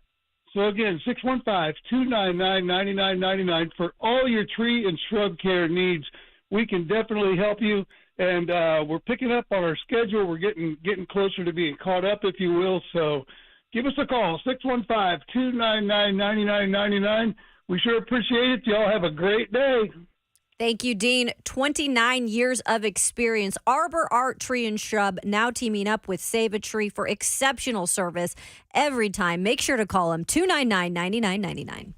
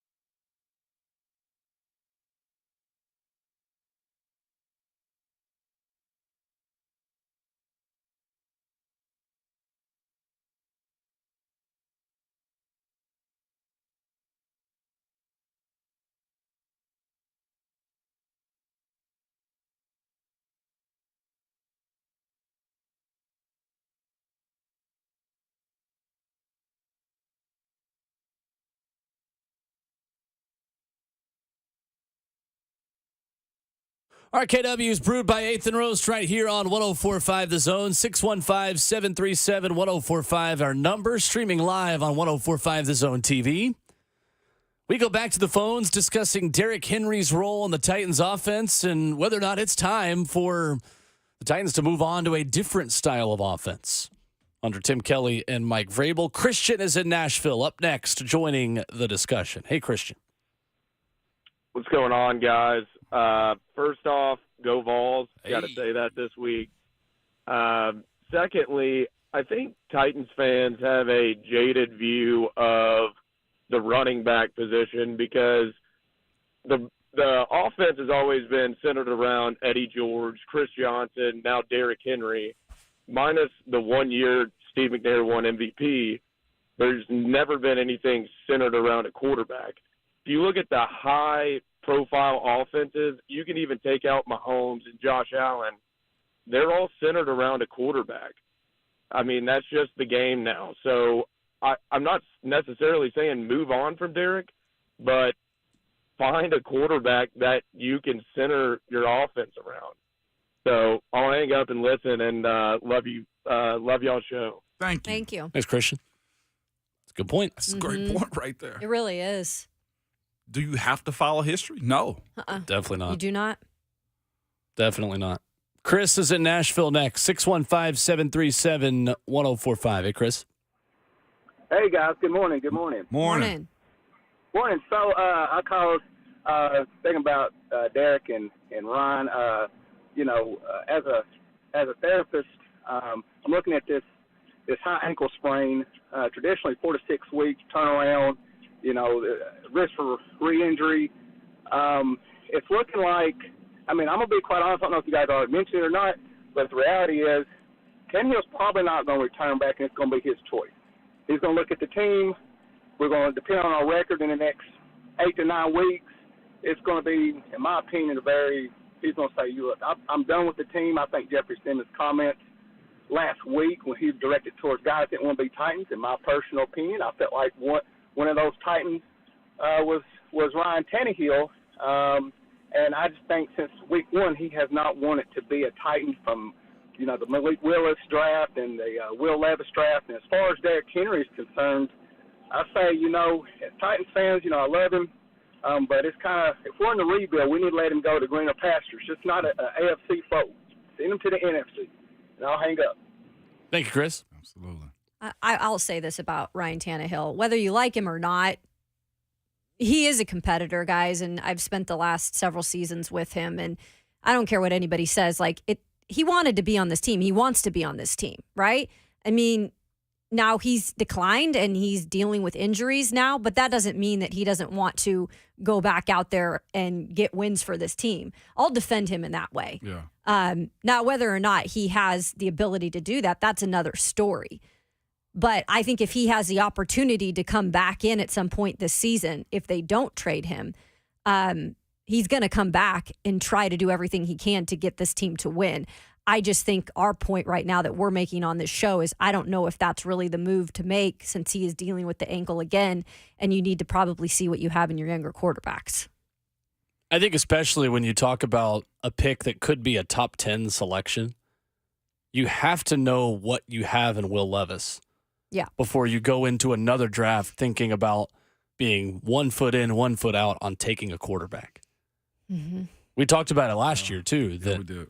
When you have the 11th pick, you put yourself in a scenario to get a legitimate franchise QB for the long term. Not the way it worked out this past year. But again, picking Will Levis in the second round shows that I don't think this team is 2 feet in to Will Levis, right? If they'd taken him at 11, maybe we're having a different conversation, right? But to me, I saw Mike Herndon writes for PaulKaharski.com, does a great job covering the Titans, of course. We mentioned him a lot. Make that same statement and say, look, when you take a guy in the second round, it doesn't quite send the same message as when you take them in the first, right? You need to learn what confidence level you have this year with the scenario this team is in. And if Ryan Tannehill was healthy, I don't think I'd be making this argument. No. I think you would continue with Ryan Tannehill if he was totally healthy. But, I mean, if it's 4 to 6 weeks, you maybe have a 2-week window to test out Malik Willis or Will Levis. Yeah. And to me, you know what Malik is.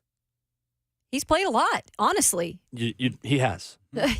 And he's, I'm sorry, guys, but he looks like the same Malik Willis as last year. He does. I didn't see enough out of him in that game. And I know it's a situation where you've got to come in and you're, trying to win the game for the team, but that's part of being the quarterback, right? It is. I mean, you learn, and he's learned. He's had a year in some games to learn, and he's been in games and taken over for Tannehill last year. Did it again this year in terms of last week. But I think you have to see what you have in Will. Like Will over here across from me, the same.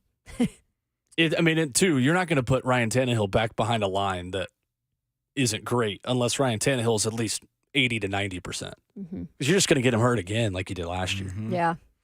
It's such a deeper dive into this. The reason I've been quite looking at the stat line between Derrick and Tajay. Yeah. One in particular, real quick, the rushing success rate.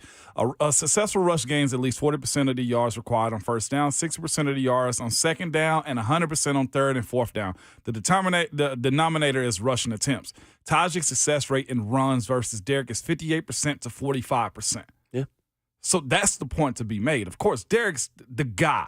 And, of course, right now as it stands, Tajay's averaging 5.5. Derrick's 4.3. And you also throw the run and catch percent in it. It's a hard conversation to have, but the point that was been made is you're running the offense that's not where you want it to be. How did you say it earlier, Will? The offense that you want to run, you're not capable of right now because of the parts that you have. And that starts with the offensive line. But again, to me, if you're paying a quarterback $27 million, you should be able to overcome bad offensive line play and give me more than 2 touchdowns to 6 picks. Yep. There's not a lot of great offensive line superior right now in the league. Right. Yep. Just to let you know. Right. So more of your phone calls next on this 615-737-1045. We'll start with Jason on the other side. Then we'll get Jayson Swain at 8:20 coming up. We'll go rapid fire on the phone lines on this Derrick Henry discussion when we come back to start the second half of the show on RKW.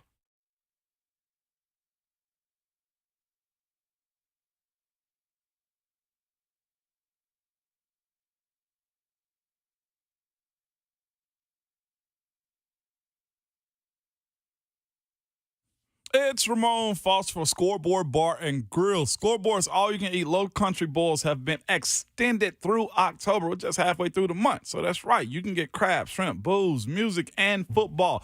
If it's a Thursday, Saturday, Sunday, or Monday night, both scoreboards will have all the games, food, and music you want. Now, you can hit up 2 locations, one on Old Hickory Lake and one across from the Grand Ole Opry, both running the area's only all-you-can-eat low country bowls, Saturday, noon to 5. So get out and enjoy the best weather and time of the year at either scoreboard. You owe it to yourself to go see why Scoreboard Opryland was just voted, yes, the #1 sports bar in Nashville. And both scoreboards' location will be hosting the best Halloween parties on October 28th.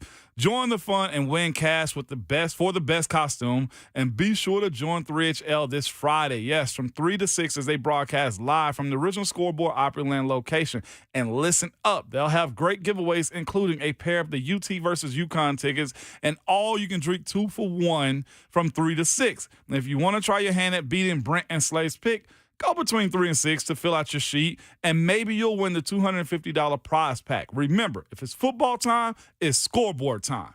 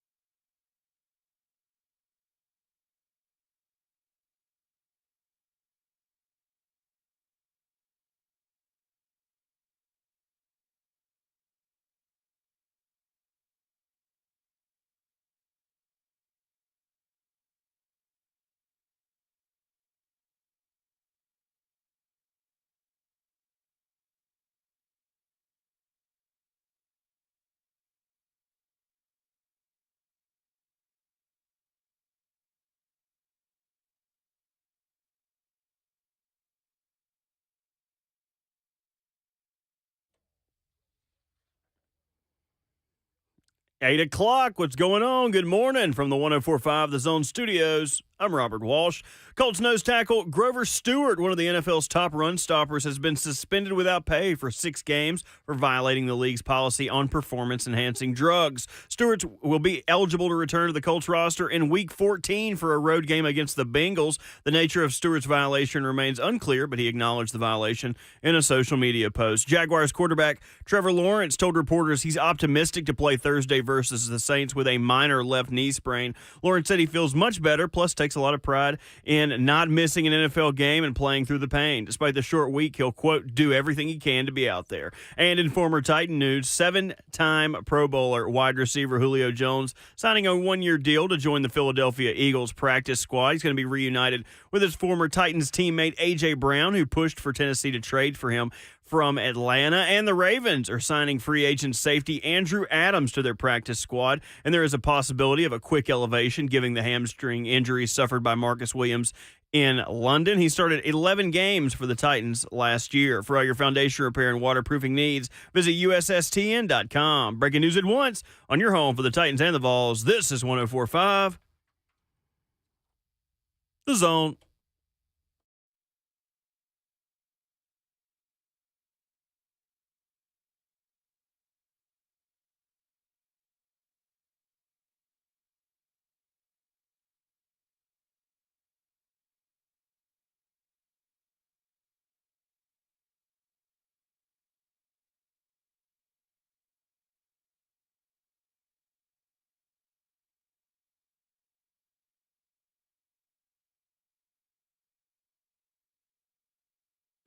Second half of the show off and running on a Wednesday morning edition of RKW. We are brewed by 8th and Roast, and in 20 minutes, we'll be joined by Jayson Swain. The Swain event stopping by from Sports Radio WNML in Knoxville, previewing Tennessee, Alabama with a man from the state of Alabama. Means a little bit more for Swain and for Joey Kent and for anybody from that state when the Vols take on the Crimson Tide. Always looking forward to talking with Swain.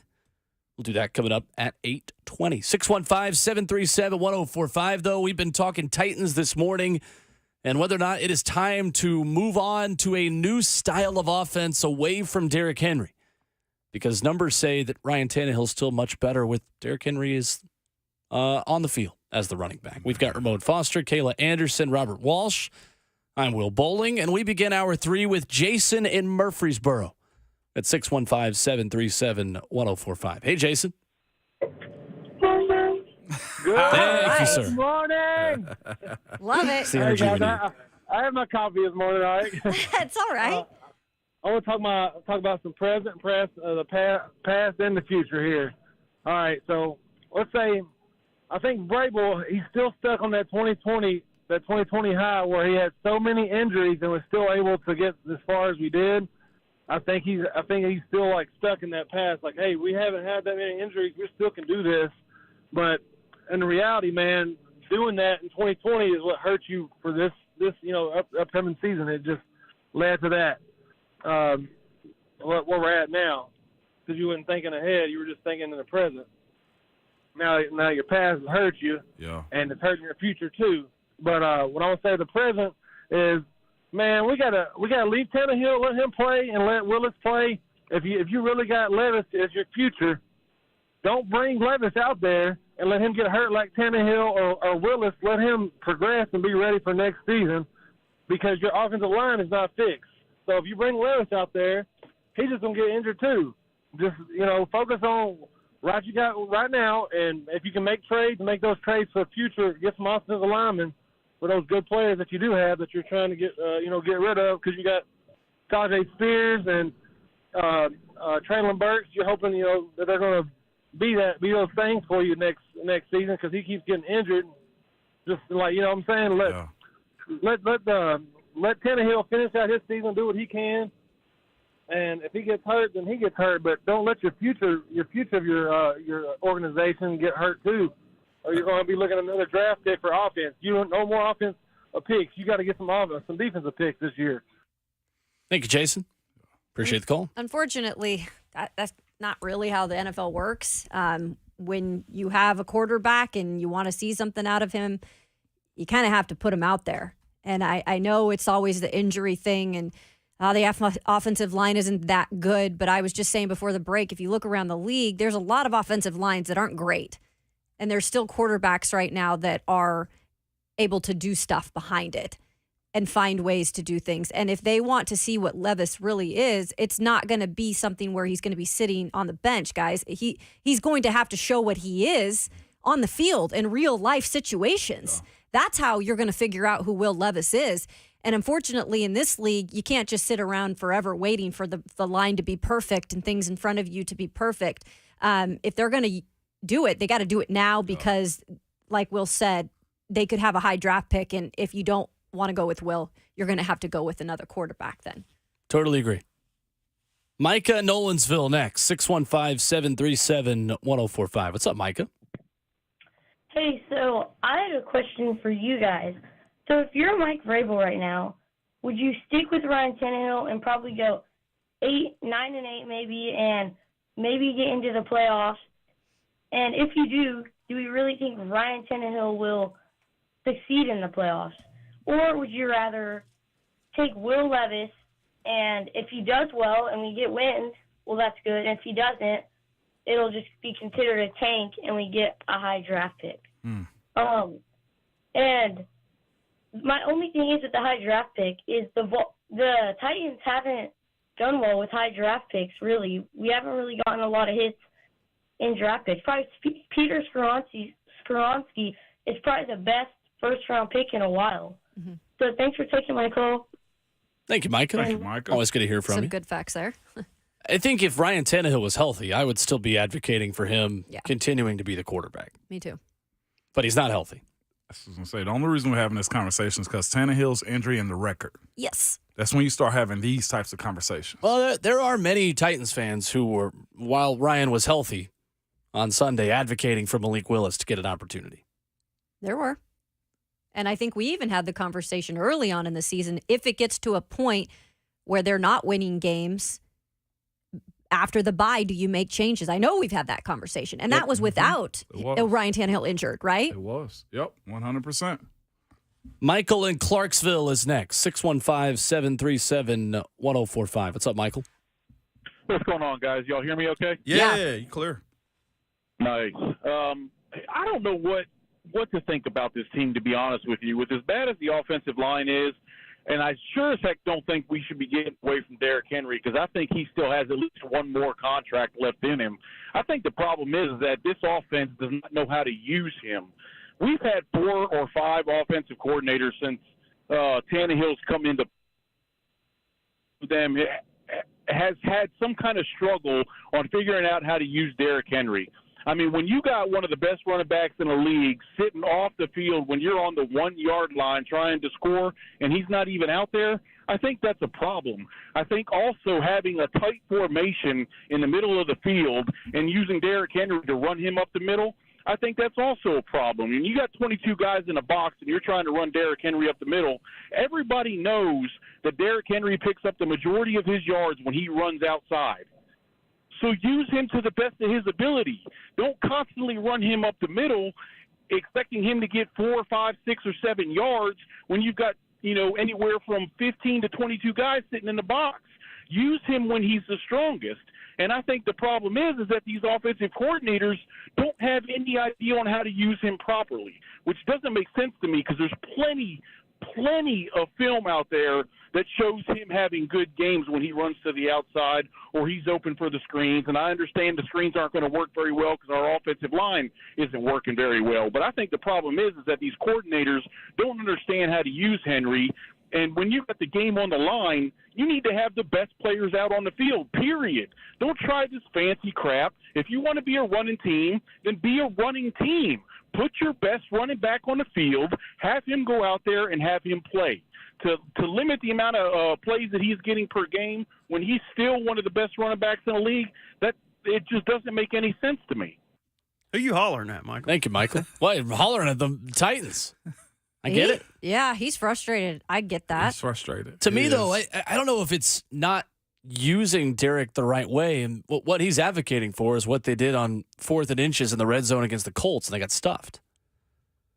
I mean, they're pitching it to him quite a bit. They're getting him involved in the screen game. It's just Derrick's skill set is limited in what he is outstanding at. I still believe Derrick Henry is probably a top 3 running back in the NFL because he's better at that one thing than any one thing that any other running back can do. But his versatility is limited.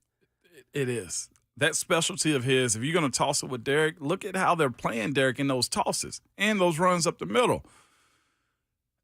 The production of what you think is there isn't what it actually is until Derrick gets like 20, 25 plays or touches at the ball. That's where the issue comes into play. And that's where the conversation of, do you want a guy that has a higher probability of having more success because of his ability to be a first, second, third down back? Or do you want to give the ball first and 10 and then a second and 8 and then it's 3rd and 8? Because that's what's happening. You got 8, 9, 10 guys in a box sometimes. That's where it really handicaps your offense. That's what we're talking about right there. And then when you decide to run the play action, okay, if that play isn't there, then it's 3rd and long again. There's no variety unless he is going to have that type of dominant game. And when's the last time he had that dominant rush on that fake reverse run in the King Cat? Yeah, his numbers looked good on Sunday, but it was 63-yard gain that was 2/3 of those yards on one carry. Did he go over 100? He did not. I didn't think so. Did not. 615-737-1045. We'll get back to your phone calls at 8:45, guys, if you want to continue this discussion on Derrick Henry versus Tajay Spears and where the Titans should go out of the bye week on offense. Rhett Bryan's going to join us at 9 o'clock as well to continue that conversation. But coming up next, we shift gears to Tennessee, Alabama. Jayson Swain, our good friend from the Sports Animal in Knoxville, joins us coming up next.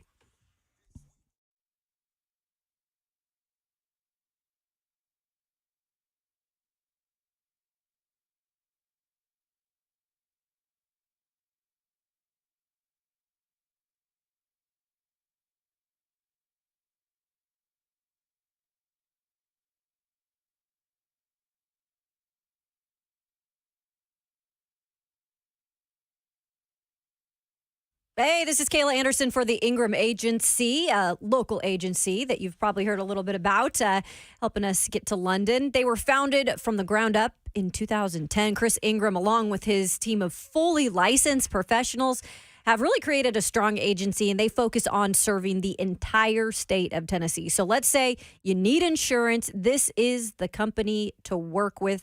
You're not just another name on the roster. They specialize in a wide array of products. They include everything from auto, home, life, commercial, even aviation.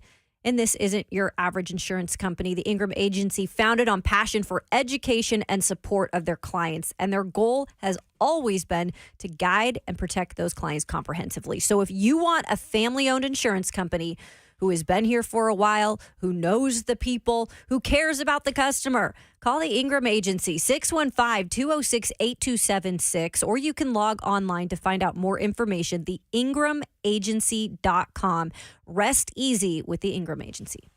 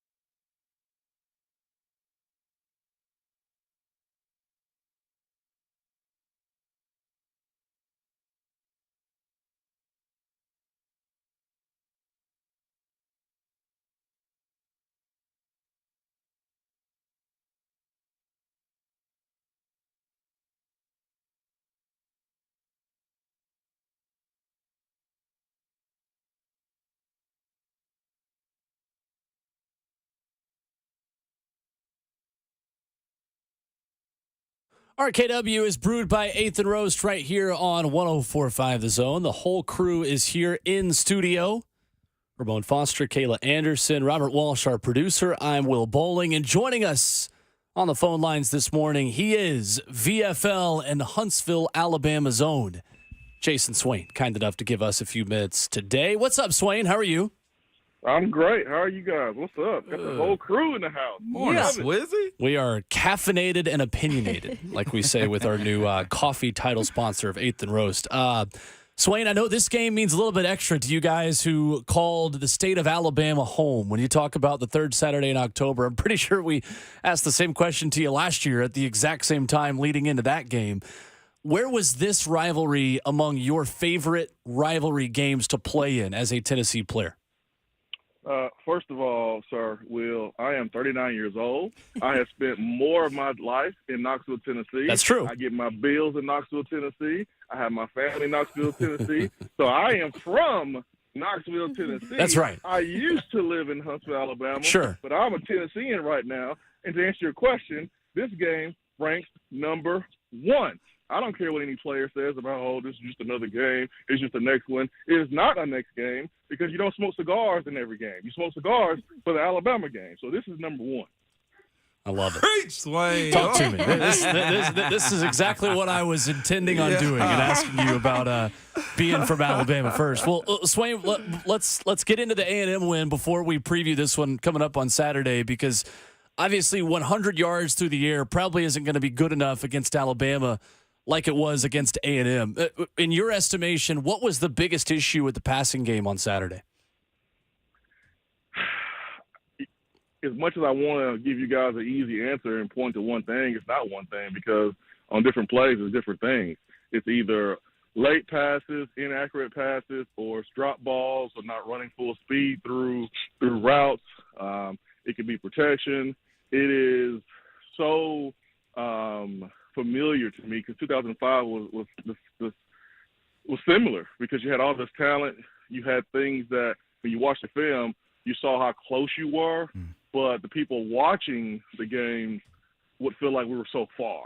But it comes down to one or two things here and there each play. It's like every other play, someone else is deciding not to do, their job, whether it's receivers or the quarterback.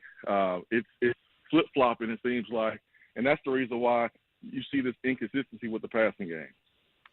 When you look at this offense, though, too, I've seen it happen more times than not. And Swain, I never played wide receiver. I was a tight end in high school, so I get a little credit. But what you do see in the rewatching of this game, it seemed like the wide receivers are, taking off their speed a little bit. Is that something that has to happen in practice, Swain? Because I feel like they think Joe is going to give them more air, but he's actually leading them a little bit further in games. Are you seeing that? A little bit. My question is, why in the hell would you think that Joe Milton can't out-throw you running? I mean, you should always be running full speed, knowing that he can get the ball to you any place of the football field. So I don't know what it is, Ramon. You and I know it starts in practice. It starts in the film room. It's a demand that leaders in the room have for the rest of the guys, and it really starts with yourself, going out each day and practice and doing it so the other guys can see it and setting that standard. But this is not the receiver group I thought I would see this year after watching what this group did last year. But here's the great thing about football. 1 week, you can look a certain type of way. And then you can go into that week, that Sunday, that Monday, you can watch film, you can put together a great week of practice, developing great habits, working on great habits, and go out on the football field on Saturday and look totally different and be awesome. I think Jalen Milroe is a prime example of that. Leading up to his game against Texas A&M, man, the guy didn't throw for 200 yards, barely 200 yards. Didn't look great throwing the football, and then boom, he goes for 320 yards versus Texas A&M, one of the best defenses in the country, because he continued to work. And I think this Tennessee wide receiver group and Joe Milton together, one game, I think they're going to come out and go, man, wow, okay. These guys obviously have worked on the timing, the chemistry, and the passing game looks good today. Yeah. So going down to Tuscaloosa this weekend, too, speaking of just where these teams are, I think we had the conversation earlier this morning about, is this the SEC that we want? Where Alabama's trying to figure out if they're good enough still. And Georgia, I think they may drop one. Could be wrong. You see what I'm saying? These two teams this weekend, anybody can almost say, well, Tennessee can win. Alabama can win. Where are you at on that? Ramon Foster, did you just ask me if this is the SEC that I want to see? Alabama team that has come into this game already one loss. A Georgia team that doesn't look like the same Georgia team we've seen the last 2 years. Everyone looks beatable in the SEC. Absolutely, this is the SEC I want to see. I want to see more of it, man. I love this year's SEC. I don't want to see dominant teams unless they're Tennessee. So, yeah, I love that the SEC is up for grabs, and anybody can beat anybody, and that includes Tennessee going down to Alabama and have a chance to beat Alabama, because Tennessee is one of the best pass rushing teams in the country. Tennessee is the best running team in the country. And when you have that recipe, you have a chance to win any game, anywhere. So let's dive deeper into that. Jayson Swain joining us this morning on Ramon, Kayla, and Will. You're talking about Jalen Milroe, of course, Alabama's starting quarterback. He was asked about, his offensive line and the challenge that they'll face in this defensive front of Tennessee's. Look, Alabama's offensive line has allowed 31 sacks through 7 games. That's kind of bad. And then you look on the other side. To me, this defensive front for Tennessee is building on building on building. How much of the advantage is there? Oh, that's a huge advantage. I mean, because it doesn't matter what strength you have if you're Alabama. One play, because of the pressure that Tennessee can apply, can change the complexity of the football game, can change the direction of the football game. We saw that in the Texas A&M game where Tennessee was able to force a couple rush throws from Max Johnson. He had 2 interceptions. Tennessee had 11 pass quarterback hurries in that football game. 11. We saw how Tennessee's defense neutralized Spencer Rattler, who was lighting the SEC up before they played Tennessee. Spencer Rattler threw a pick 6, and that was because of the pressure applied by James Pierce Jr. So, you can win any game if you have a pass rush, and the matchup is definitely in the favor of Tennessee. When you look at Alabama's offensive line, shout out to the defensive line unit, Chop, Robert Ayers, and Rodney Garner. Yep. Coaching has been great for sure. Jayson, when you talk about environment, and you see what happened at Florida, right? And maybe not able to really take control of that environment. It's always crazy in the swamp. It's going to be crazy at Alabama too. You go up there, they lost in Knoxville. You're going back to Tuscaloosa this year. How can you control the environment early in this one to kind of zero out the noise? I knew it. I knew it. You are the reporter of the group. You're going to ask us a good question about the environment, because in the last 3 hostile environments, we haven't handled those situations well at all.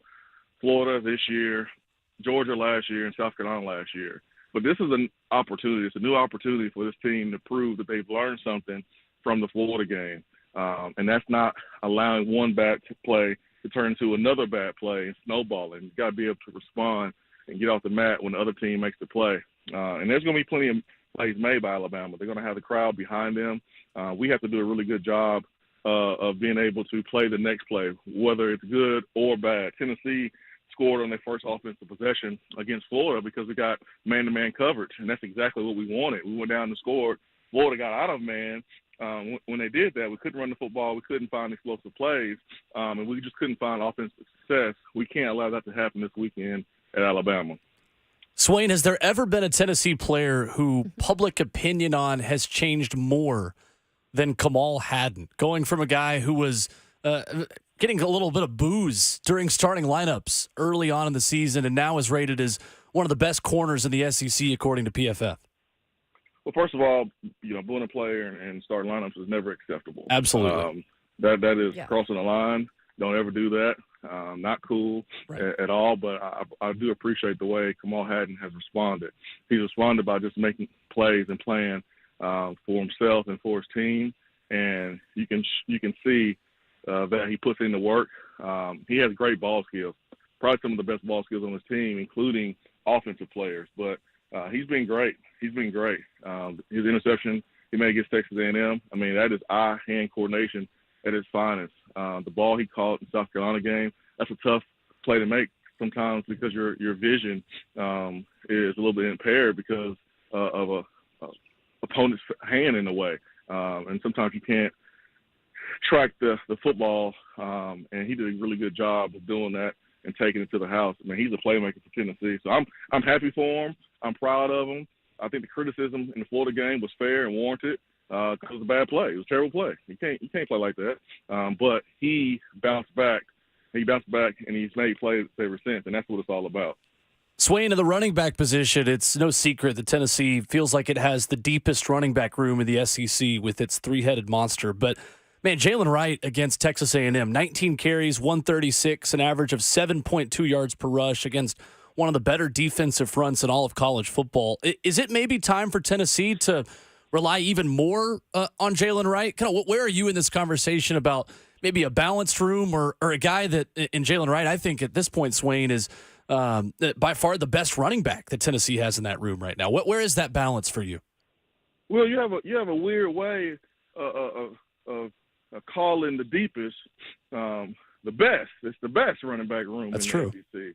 It is the deepest, but it's also the best. And you have two guys in Jabari Small and Jaylen Wright who are starters. I mean, they're basically co-starters. And then you have a guy like Dylan Sampson that can score at any moment, any point of the football field. But I'm so proud of Jaylen Wright's his story, his work ethic, how he goes about his business. I mean, here's a guy that came in.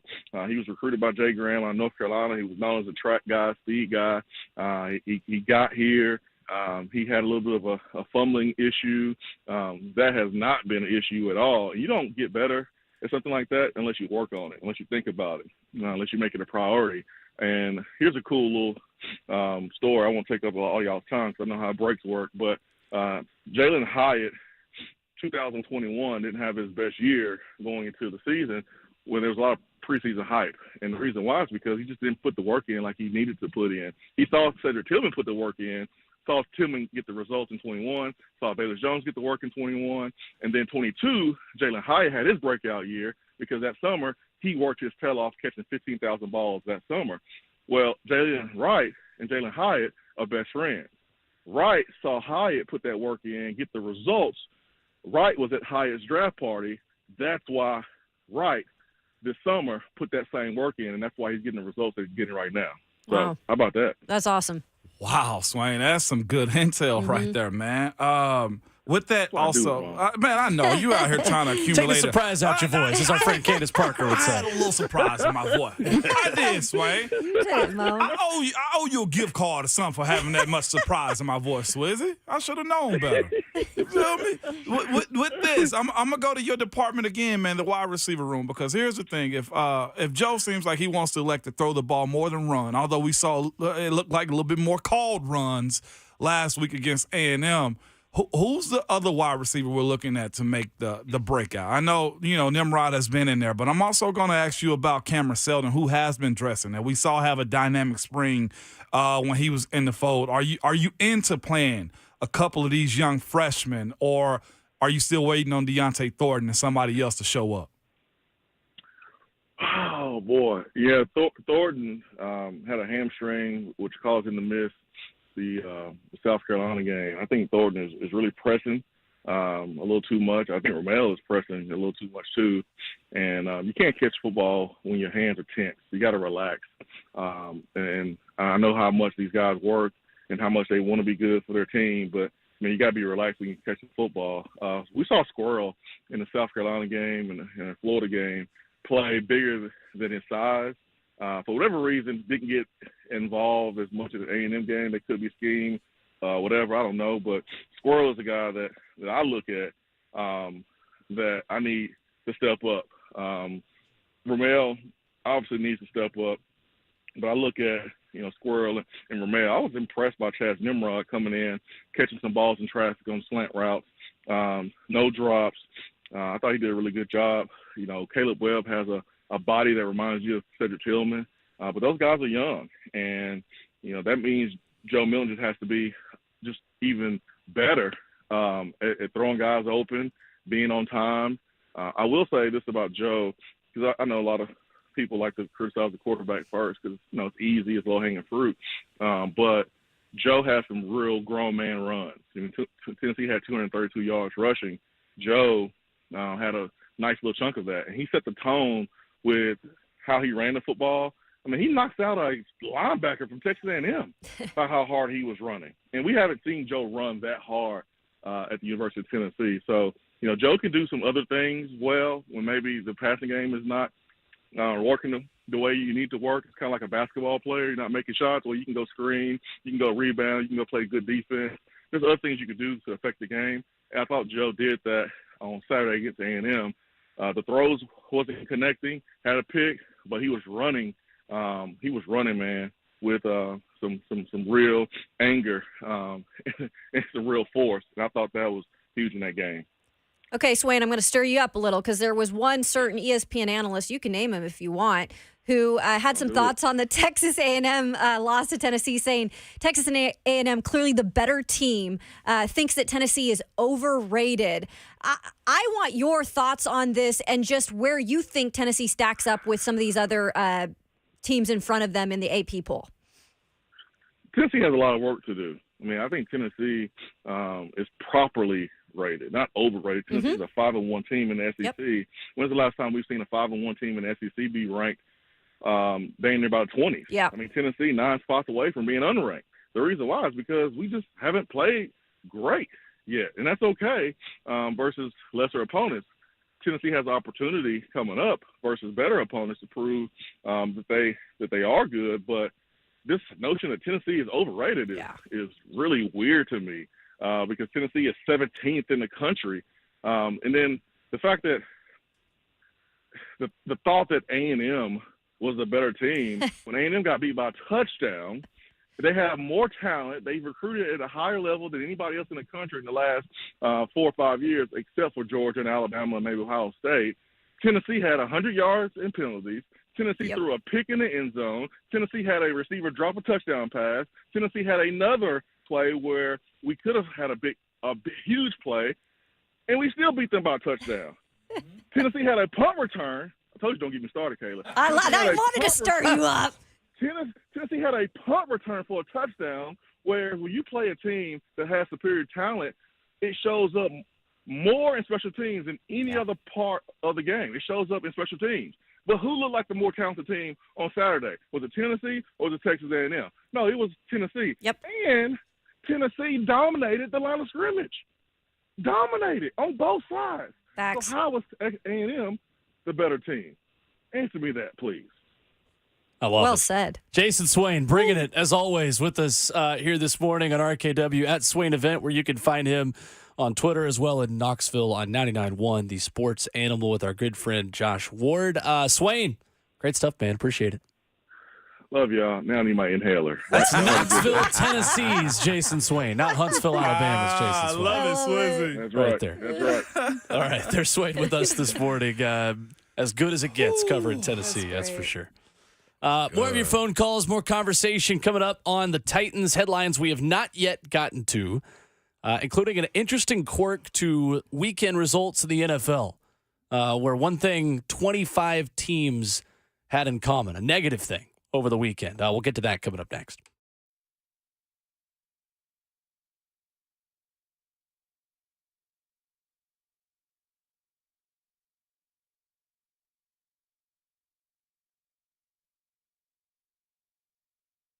All right, y'all, the future of joint pain relief is here. I know I could definitely use some of that right now. It is QC Kinetics, Advanced Regenerative Medicine, and it is amazing stuff. Take my word for it. Hey, it's Kayla Anderson, and I've told you more and more that the steroids and surgery, those are not your only options. So think about some of the other options, including QC Kinetics. Get a second opinion and learn more about how you can harness your body's own healing agency to attack that joint pain. As you get older, you start to feel it. So imagine your life this fall before wintertime hits and we all start feeling achy. No more pain in your knees or your hips, your shoulder, your back, with no drugs, no downtime, and no surgery. Life is about motion, and QC Kinetics is giving people their lives back with these all-natural treatments. That's right, all natural. You can call QC Kinetics now for a free consultation. They are the leader in regenerative medicine. Call QC Kinetics now, 615-249-4024. That's 615-249-4024.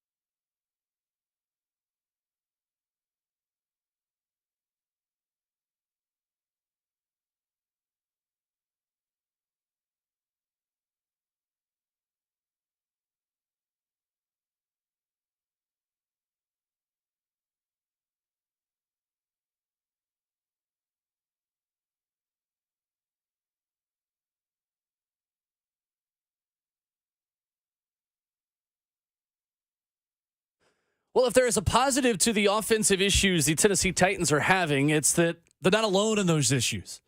As we wrap up Hour 3 on RKW, brewed by 8th and Rose, 615-737-1045, the number.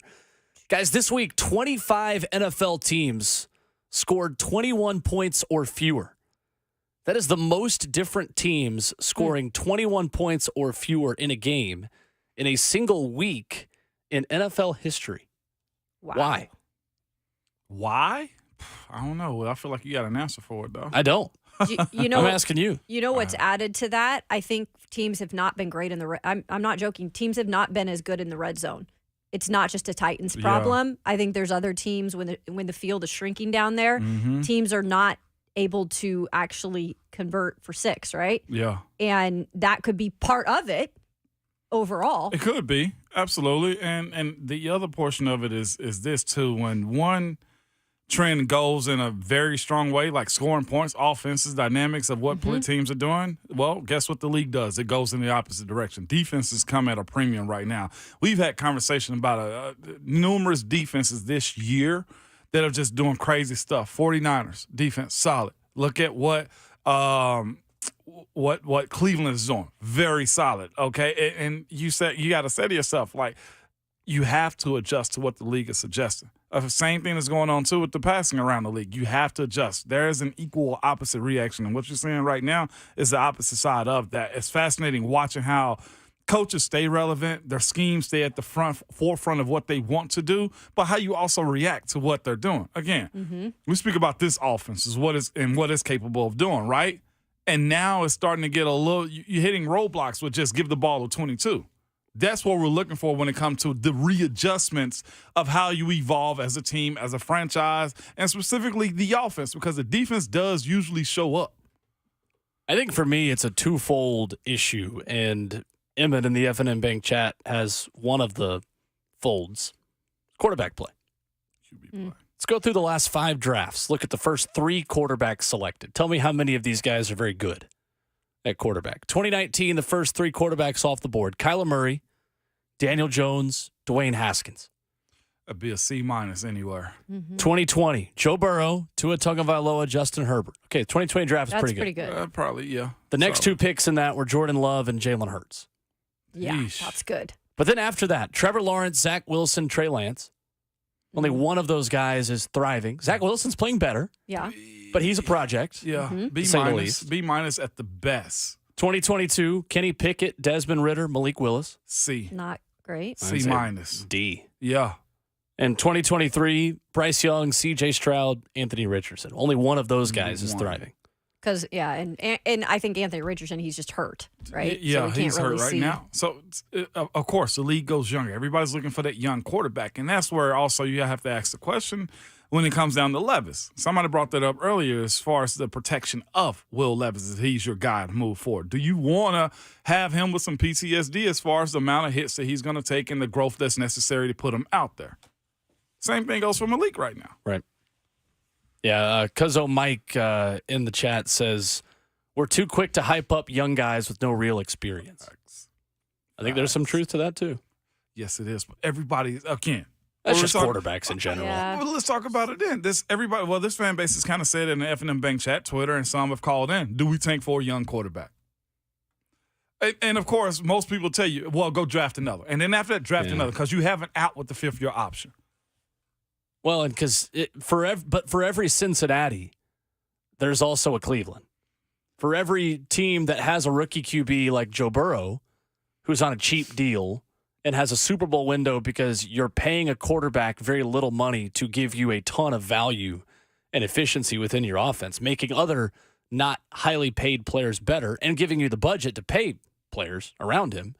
There's also a Cleveland where if you get that pick wrong over and over and over and over, you're stuck just picking the next quarterback. 49ers, the Patriots, Arizona's in that conversation right now. Tua just got it because they got an offensive mind that can actually push him over the top. There's so many teams that are in that conversation. Pittsburgh is still in a midway of like, okay, is he the guy? Is he not when it comes to Kenny So is Atlanta. Kenny Pickett. Atlanta, same conversation. Washington, same Sam conversation. Howell. Tampa Bay with Baker. Chicago. Minnesota with Kirk Cousins. I mean, we could go down the list. There are very few teams right now that are in a settled quarterback situation. And even still, ask the question: what is Joe Burrow doing too if he's not healthy? Mm-hmm. And that's a bigger reason. That's a bigger conversation we can have. Through this week and next.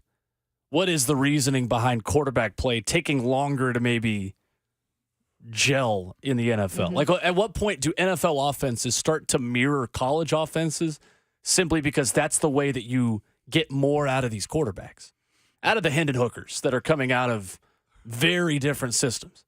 You're seeing it now. By the way, not a lot of young quarterbacks going to center. What are they doing now? Clapping their hands to snap the ball. Why? Because they did that in high school and college. Even guys like Mac Jones, who would have been running pro-style offenses had they played at Alabama a decade ago. Mac Jones is not running a pro-style offense at Alabama. No. Well, and then you see what's going on in Indianapolis. I mean, look, you start your rookie who had not a lot of playing experience at Florida. I think you saw a little bit more out of him than you expected in Anthony Richardson. Mm-hmm. But guess what? He also was getting hurt and now out for, it looks like, an extended amount of time, and you're going to have to kind of start back over with him. And by the way, teach him how to elongate his career because he's in year 1 and he's already out. Yeah. And that's your future? Yep. Or you overinvest like they did with Daniel Jones in New York. Yep. 615-737-1045. Rhett Bryan stops by coming up next for his weekly Wednesday visit with us. And Inky Johnson to close out the show in hour 4 as well. That's next on RKW.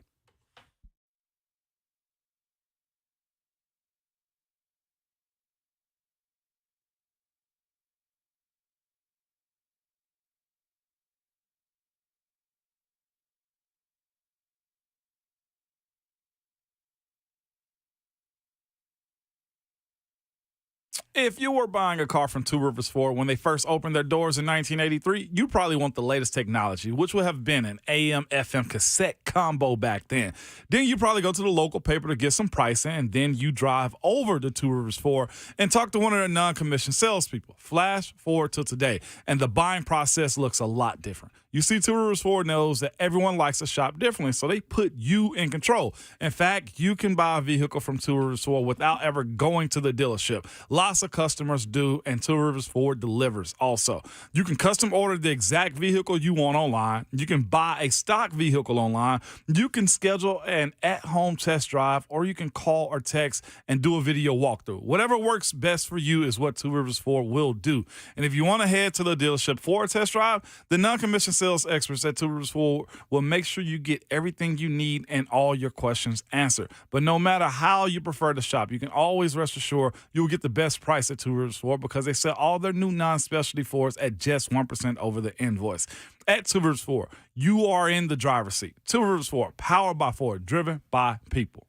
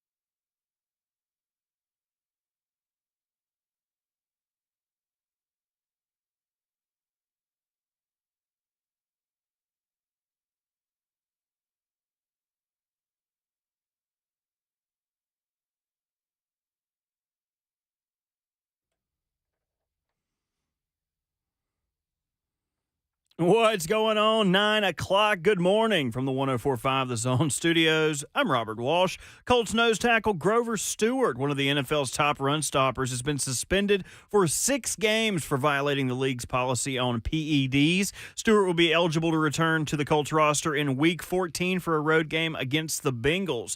The nature of Stewart's violation remains unclear, but he acknowledged the violation in a social media post. Jaguars quarterback Trevor Lawrence told reporters that he's optimistic to play Thursday versus the Saints with a minor left knee sprain. Lawrence said he feels much better, plus takes a lot of pride in not missing an NFL game and playing through pain. Despite the short week, he'll do everything he can to be out there. And in former Titans news, 7-time Pro Bowl wide receiver Julio Jones is signing a 1-year deal to join the Philadelphia Eagles practice squad. Jones is going to be reunited with his former Titans teammate A.J. Brown, who pushed for Tennessee to trade for him from Atlanta. And the Ravens are signing free agent safety Andrew Adams to their practice squad.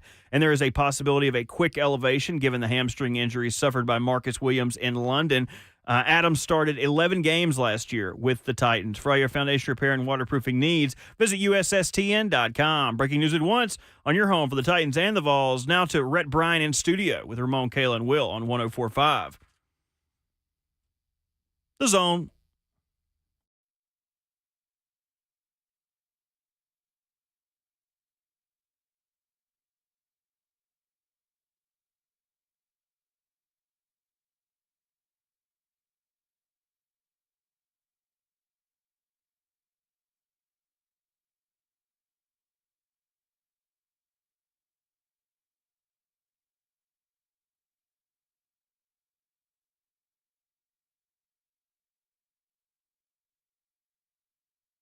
And the show goes on into hour number 4 on a Wednesday morning edition of RKW. We are brewed by 8th and Roast, and it's so cold outside. You might need a hot cup of 8th and Roast in your life. Warm you up a little bit.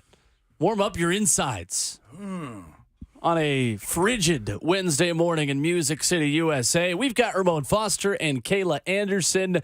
Robert Walsh, our producer, and joining us Wednesdays at 9 o'clock for the fourth quarter of the show. He is the one and only Rhett Bryan of Titans Radio. What's up, Rhett? How are you? I'm good because it smells like an angel barista is in here. I mean, this 8th and Roast is permeating through the studio, and it smells fantastic. I thought you were saying you could smell me through the glass. Oh, Robert. Bert. Oh, I'm not sure if that's what you wanted, Bert, because I'm not sure if that's a smell Rhett wants right now. No, but I'm all about this 8th and Roast smell in here. Good Lord, The that smells Black good. Condor blend. Yeah. Whoa. Yeah. Serious. Specialty blend that you can pick up right there. Does that mean once they make it, it's extinct after that? Look at that. You said Black Condor. Your exhaustion is extinct afterwards. Okay. Caffeine kicks in. Mm-hmm. It's good stuff. It All does. right. Mine is kicked in this morning. I'll tell you that much. You ready to run through a wall? Ready to go. Let's do this. In hour 1, I told you that the condor was the largest North American bird. That is actually correct. Oh, The wow. California condor Wow. is the largest North American bird. See, even when I'm wrong, I'm sometimes right. You're smart. Now I want to look this up. It is a big bird, yes. And is condor, aren't condors extinct now? Are they extinct? They're endangered. All of Okay. my birds. Oh, they've been endangered for 40 years. I remember reading that in Weekly Reader when I was in like 4th grade. We must protect the condors. They're still ticking, huh? The California Condor sounds like an arena football team. Ooh. Please make welcome your California Condors. In the Arena League Level 4. That's a good nickname. They have a wingspan of 109 inches. There it is. God. Tonight they dog. take on the Las Vegas Vipers. I need to see a human We'll being. sell you the stand whole next to seat, this. but you'll only need the edge. We're running a promo right now? Sure. Yes, we are. Absolutely. Hey, good buddy. Rhett, first of all, thank you for filling in for us Monday while Kayla and I made our way back across the Atlantic Ocean. Glad to do it. We made it through it. We played therapist for about 4 hours. Yeah, we did. But there was a lot to parse out from that game, and obviously it didn't go the way that we wanted Titans-wise, but there was a lot to talk through. I mean, you had a change at left tackle. Mike Vrabel's non-committal on whether that's permanent or not. And, you have a couple guys in concussion protocol. We asked Bert, why is Kyle Hamilton so damn dirty, popping people, going headhunting? all those things. The third down stuff, the red zone touchdown stuff, the stuff that we've been talking about that they have got to correct. And the thing that's crazy about all this is outside of the Cleveland game, they've been in all these ball games. They're not a bad football team. They're playing some bad football. I mean, they've got some things that they could correct in this. Now, the thing that might throw a wrench into that is here we are with Ryan Tannehill with a high ankle sprain to his right ankle that he had surgically repaired. Doesn't appear by any indication or reports that it is super severe, but still going to take some time. Yeah, it's something for Mike Gravel to figure out for sure. Heard about that from Monday, too. Well, and, Arthur Miller comes back into town next week with the Falcons. Arthur Miller. He's going to bring his an autographed copy of The Crucible that he wrote. We had a succession we had calls in a row where it was mispronunciation alley. And it's like, what about, I know a player we should bring back at quarterback, Mark Macaroni. And I'm like, and I was just letting it go. And finally Ramon said, what are we doing, people? Mark Macaroni sounds like a character on the Wiggles. Oh, my God. Yeah. That's fair. Welcome our good friend Mark Macaroni. And his bandmate Eddie Spaghetti. That's right. Mashed banana. We really had to parse our way through that one, too, because I never want to be disrespectful to the call and be like, how dumb is that? Like, to bring, because he mentioned bringing back an older quarterback. It's just like, might as well go back. And I'm thinking, I knew Mark Mariani was a part of this franchise, and I figured he just plays some, trick plays at quarterback, end around reverse pass down the field. Nope.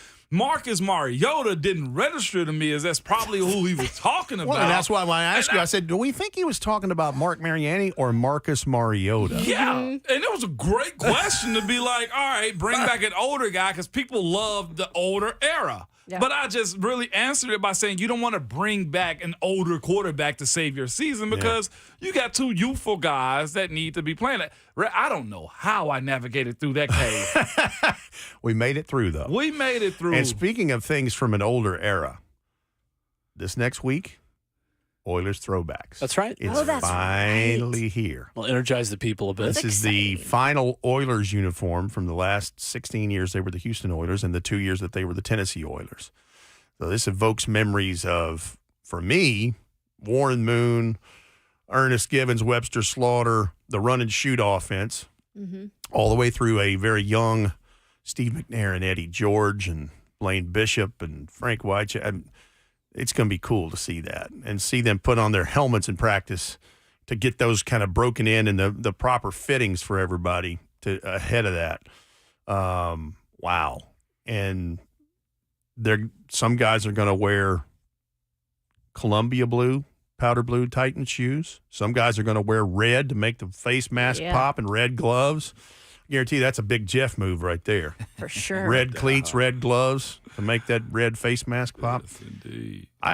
I'm sorry. There's a part of me, I'm like, this is really cool that this is finally happening. And there's the trivial part of me that says, sorry, Houston. That's right. Exactly. Houston, you have a problem, and we're wearing the uniforms. Thanks. And I think there's an interesting aspect of this too, Rhett, that says the Titans are still 2-0 in Nissan Stadium this year. And they have had a legitimate home field advantage in their game against the Chargers and their game against the Bengals. And while Sunday's game in London was technically in name a home game in London, this team is still undefeated in Nashville. And there is something to be said for the fact that this offense has looked different when healthy and when in the friendly confines of Nissan Stadium. And to your point, on the other side of this bye week, you have 11 games left, and 6 of those are at Nissan Stadium. Right. So, it's huge that that's a thing. And now, while you don't get many of them straight up to finish these next 2 months of play, because you have, obviously, the Falcons game next week, and then you're on the road quite a bit, and you don't have another one until Thanksgiving weekend against the Panthers. But after that, there's quite a run there at home. So, and I think for the first time in 4 or 5 years, you're finishing week 18 at home. Look at that. Because you most of the time have been on the road to Jacksonville or Houston. Yeah. And it's like, I kind of like that. That's good. Let's do that. Yeah, it has been a while since we were able to to say that. I didn't even think about that. Because you think about the great job Sloman call happening in Houston, taking back the AFC South. In Deshaun Watson's last game as a Texans quarterback. Right. Yeah. Mm-hmm. Put that in the Hall of Fame, by the way, of my favorite Coach Mac moments on Titans radio. Great job, Sloman. Great job, Sloman. That's right. Sam Sloman. Job, wow. Titan legend. Yeah. Sam Sloman. Wow. A lot to think about on this bye week, Rhett. And it falls at a time, man, where, of course, we've had the conversation about trades and player roles and switching of position. Well, not positions, but switching of starters and stuff like that. This is one of the biggest moments, I feel like, in Vrabel's tenure here with his own team, his own guys, with a new GM. It can get very interesting over this next, I think we're down 11 days on this bye week. Yeah, there's a lot to parse through. There really is, because you know that Coach Vrabel and his staff are looking at themselves about what they can do to improve, to help these guys and give them the best advantageous position and coaching. And obviously that conveys all the way down through, the team and what they're trying to do. And the other part of it is now you've got Malik Willis and Will Levis with a serious uptick in reps now, because, look, could you possibly have Ryan Tannehill for the Atlanta game? Maybe, but I don't think so. Mm-hmm. High ankle sprains just don't heal overnight. So that's to me, there's several storylines in this. The quarterback is obviously the one that leads the front of this. The other was the change at left tackle for 2 quarters of a game, or was that permanent? The concussion protocol monitor of Chris Moore and Josh Wiley, who I think Josh Wiley is about to start coming into his own. Yeah. 4th catch of his career right there when he went down with a concussion. Chris Moore has been great and handy for explosive plays in this. And, the other story is you need more red zone touchdowns, and I think DeAndre Hopkins has got to be a part of that. He hadn't scored a touchdown in the red zone yet. He doesn't have a touchdown as a Titan. Need to change that. Mm-hmm. And then what does this dynamic look like between Derrick Henry and Tajay Spears? Because Tajay is starting to show you he can give you some explosive moves in this. Would you also say, Rhett, this defensive front needs to figure something out too in terms of maybe getting more pressure, more sack? I just feel like they're still a little bit behind the 8 ball in that fact. No, I think your point is very valid, because when you look at I've got the game book here with me. Actually, I didn't bring it. That's something else. But in the game book, it shows you the final defensive stats. Mm-hmm. 41 of your 72 tackles in that game came from the second and third level of the defense, which is a problem. You had more tackles up front than you had the week before. I think all those guys up front had a dozen tackles between them. I think you had 6 the week before. But knowing that Kevin Byard and Jack Gibbons and Azeez Al-Shire and Amani Hooker are the ones that led the tackling in this, you can look and go, boy, that's a game. Well, they're getting into the second and third level of the defense past the line of scrimmage, and it's almost too little too late. And that's where you're starting to, allow explosive plays and those kinds of things. That's got to change. The onus starts up front with that defensive line, and I think that's part of the frustration with Jeffrey Simmons. Sure. And the way he spoke in a way we've never heard him speak after that game. That was something else we visited Monday morning when you guys before you guys were back. But there's plenty of things to follow in this. Rhett Bryan with us in studio this morning on RKW. We'll hit all those bullet points coming up and start with the conversation we've been having for much of the morning. The stats for Ryan Tannehill with and without Derrick Henry on the field, telling an interesting story about the potential changes that could be coming to this offense out of the bye week. That and more with Rhett Bryan when we come back on 104.5 The Zone.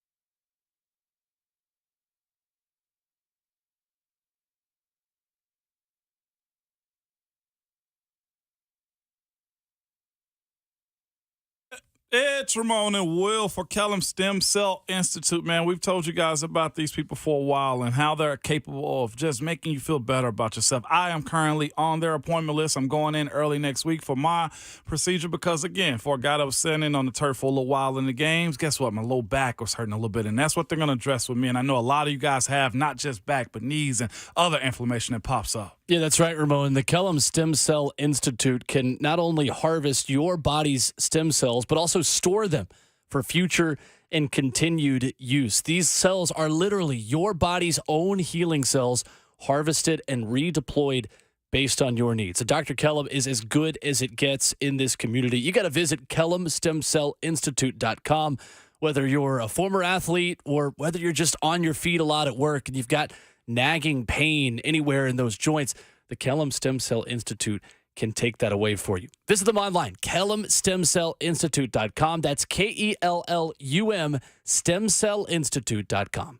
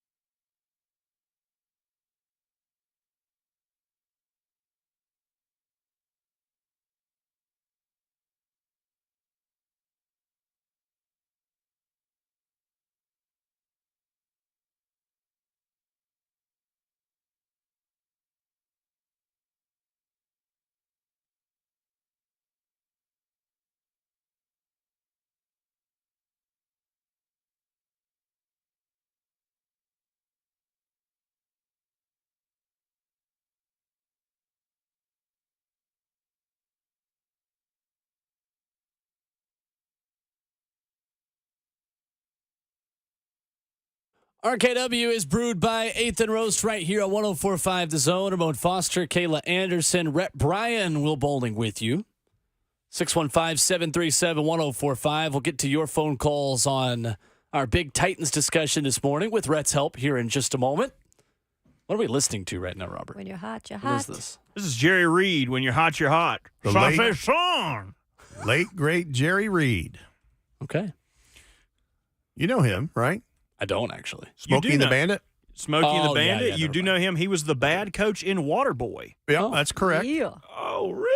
And used to be a part owner of the Nashville Sounds back in the day. Oh, wow. Nice. He I could did smoke not the hell know out of that. a cigarette. Love that man. He could play the hell out of the guitar, too. Oh, at the man. same time. Yep. Dang, that's talent. You raised Bert, didn't you? He is the son I didn't know I Some had. people claim that I am the illegitimate son of one Rhett Bryan. Dang. So Yeah. it's now between Jerry and Rhett, huh? Think Jerry about Jones and it. Rhett. I got a summer home dad in Rhett, and I got a winter home dad in Jerry. You're going to go summer in the Hamptons? No, Jerry Reed was an incredible talent, a fantastic guitar player, musician, songwriter. And, did a lot of movies, man. A lot of them with Burt Reynolds, too. Cool. Get out of here. That's awesome, man. We learn something Bruce new at all the time. F&M Bank chat says, come on, Will. He lived in Brentwood. The more you know. He did. He did live in Brentwood. Nice. That's correct. Yep. Right down the road. Just all types of just nuggets dropped today, man. That's great. I'm here for that type of talk. Well, Rhett, the Titans have an interesting situation at quarterback. We saw Malik Willis for a quarter in London. Ryan Tannehill, 4 to 6 weeks, the estimation from various reports. You got Will Levis and Malik Willis. Where do you think the Titans could go in a lot of scenarios here? And first off, you got to block whoever's in front of you, regardless of who's playing quarterback. But there are a lot of options available to this team against Atlanta. Yeah, there are. I'm interested. I don't know that we'll know because that'll be during the closed portions of practice, but how the reps are divvied up in this. Because here's the thing about Will Levis. Will Levis had a hamstring, I guess it was, in the preseason. Yeah. And so that cost him a lot of valuable time in preseason games, and one of the reasons why he is the third quarterback. And while Malik has had his moments, it was rough outing for him in London against the Ravens.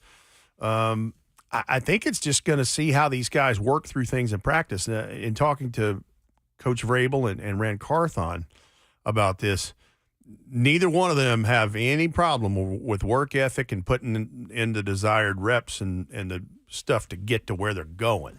So the competition itself should be interesting based on that alone, because both of them, they're one of those guys. They're not the last in the building, first to leave. It's the other way around kind of deal. Mm-hmm. So,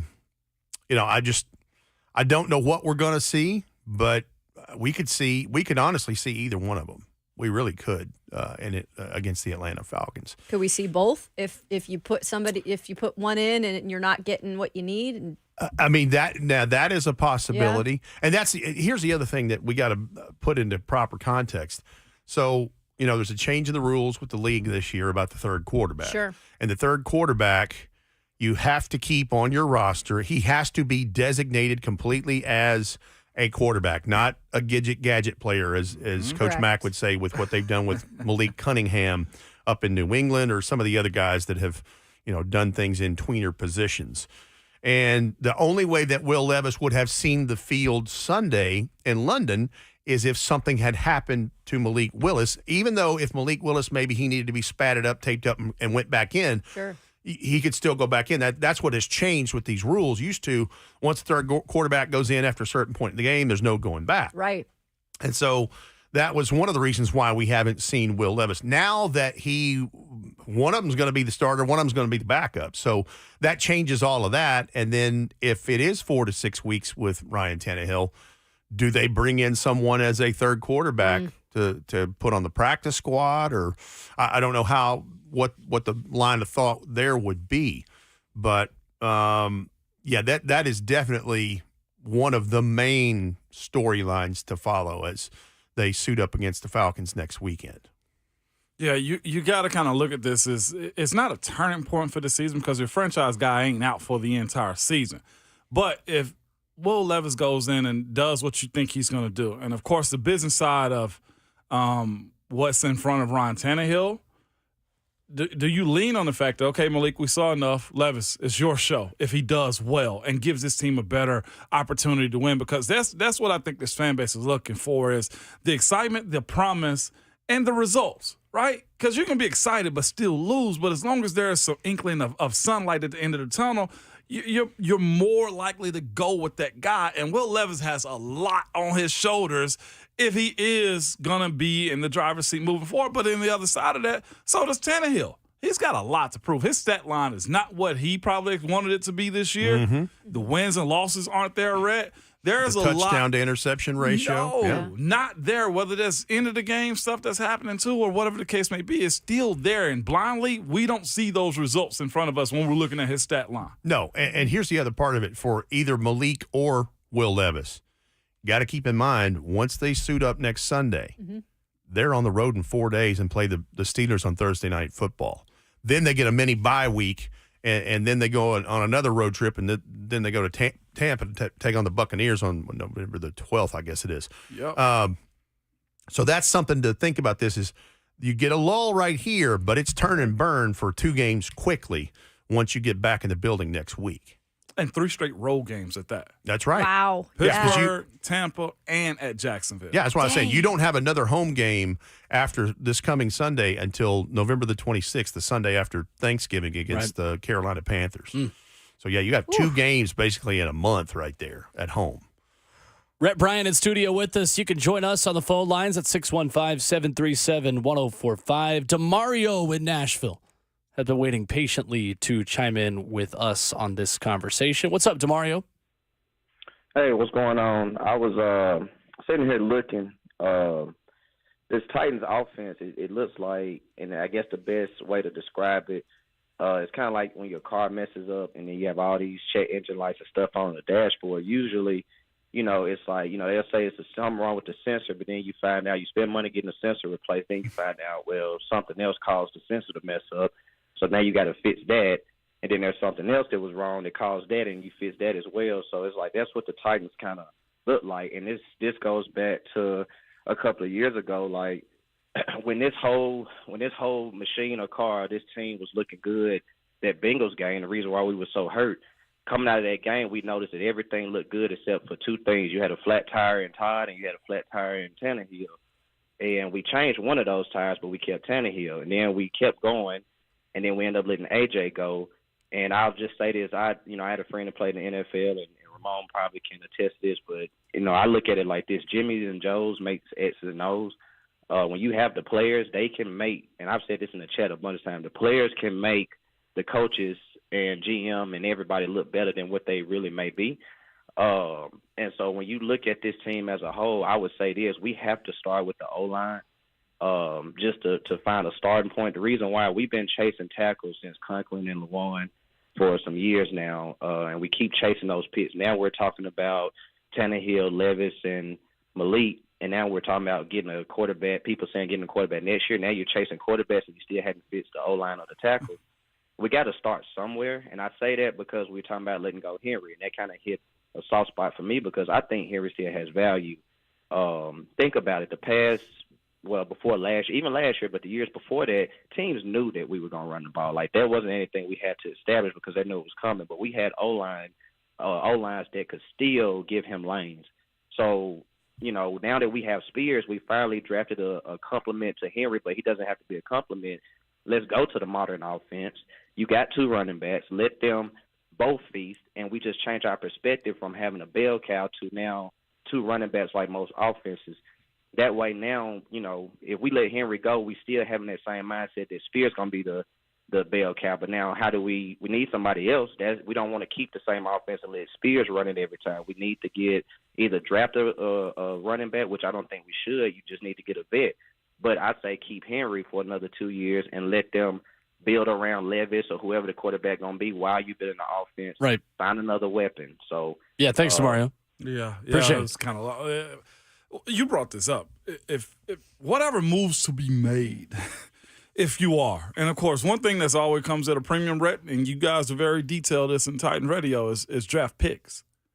This team don't have a whole lot of them next year. And if you're talking about picks, value for Derrick and value for, well, Derrick's not on the docket for next year as it stands, neither is Tannehill. So if you're looking to try to get the maximum amount of value out of a player, do you trade his rights to get a draft pick for an earlier draft pick for next year? Or do you continue to say, we're just going to run him out and just let the contract expire? If we're talking about business here. Well, when you consider that 3 of your 6 picks are 7th rounders, I mean, that kind of leans towards what you're asking, right? Yeah, that's what I'm asking. So, yeah.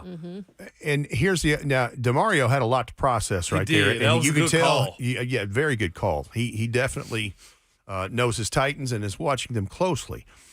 The only thing I would say that I would disagree with what he had to parse through there was what if you get rid of Derrick Henry, if you were to trade Derrick Henry, and you're with Spears, that you're back to that. Well, first of all, you're going to have a couple 3 backs on your roster. That's just kind of what that is.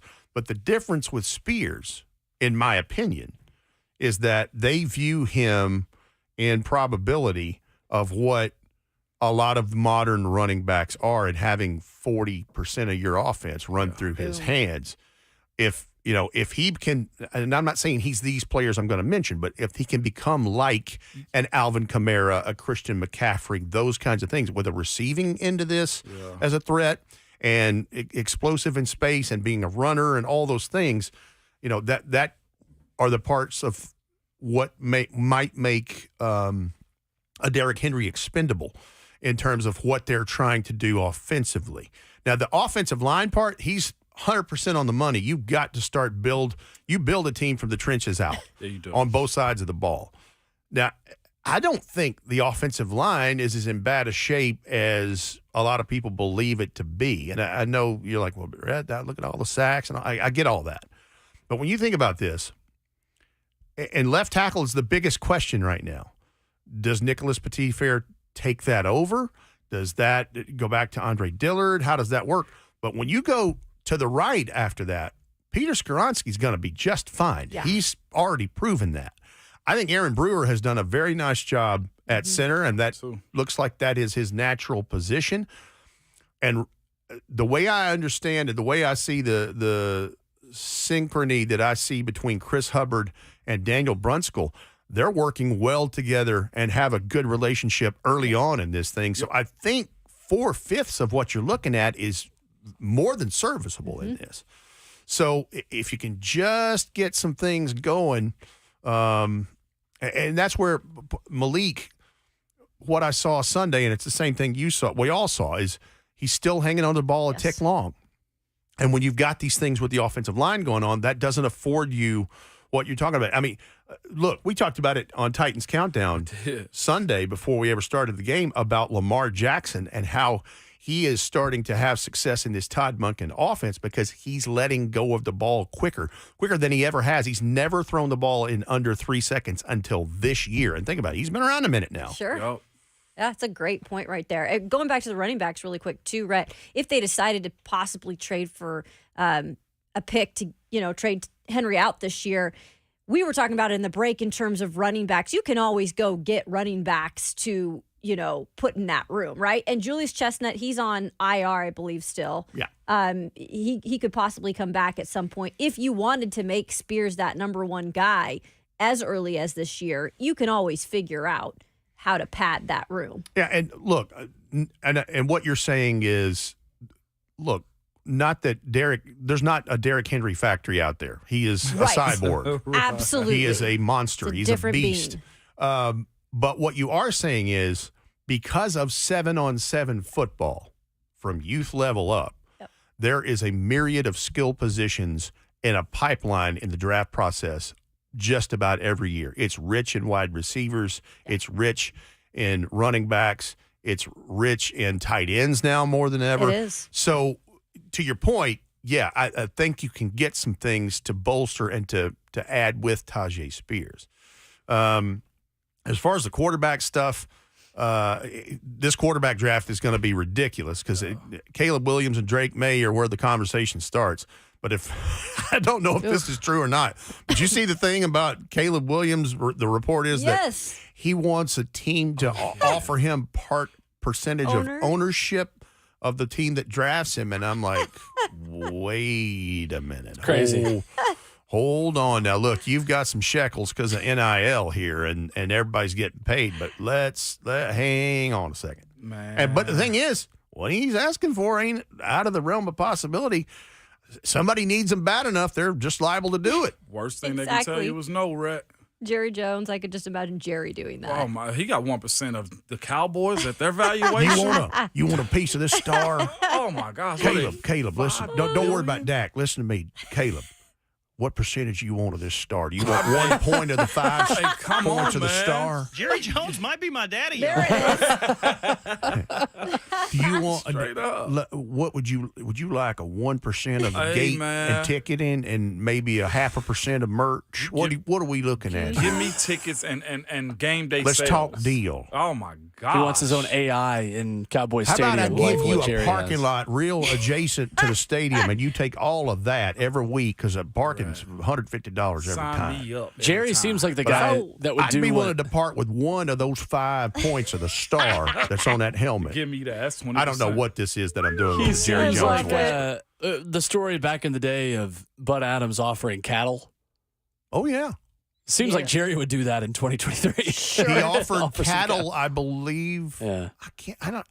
I'm probably going to get this wrong. I thought it was for Earl Campbell, but I it may have think been so. for another player. And I think part of the cattle ended up being sick or something. But yeah, now listen, Bud was a wheeler dealer. Now he was a businessman, and when you pepper in the fact he was a wildcatter in an oil business kind of thing, hey, there's a lot of stuff that's up for discussion on the table. Business is business, ain't it? Well, I mean, the story goes when he started the AFL and he stole away Billy Cannon from the NFL and signed him at the end of his last game in college right there. He gave Billy Cannon his wife's brand new drop-top Cadillac convertible because Billy Cannon wanted it for his father. My dad really liked it. He goes, here, your key. So he comes home, and Miss Nancy's like, hey, where's my car? And he said, well, there's a story. And she was just livid and said, well, another one was put in the driveway like the next day. Of course. But yeah, Of course. that would be an old school Bud type of move. That's right. Absolutely. Rhett Bryan with us Wednesdays at 9. Rhett, thank you. Appreciate it as Went always. by quick. I hope y'all have a good rest of the week. I'm ready to check out and do a little R&R and be ready to hit the ground next week because it's back to business for sure. Yes. Vamonos, right? Enjoy it. Vamonos. Coming up, we'll get to as many of your phone calls as we can. We've had a lot of you that have wanted to react and discuss our Titans conversation all morning. And we will try to get to as many as we can coming up next as we wrap up the show. And Inky Johnson from Midweek Motivation.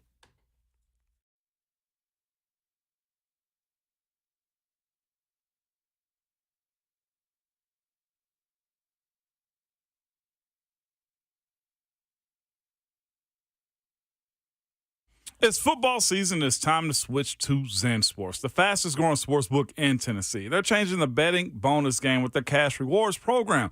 Like when you sign up for Zen Sports with the referral code, earn a welcome bonus that gives you 5% cash back on your total betting volume for the first 15 days of betting. 5%. Think about that for a second. It's kind of insane.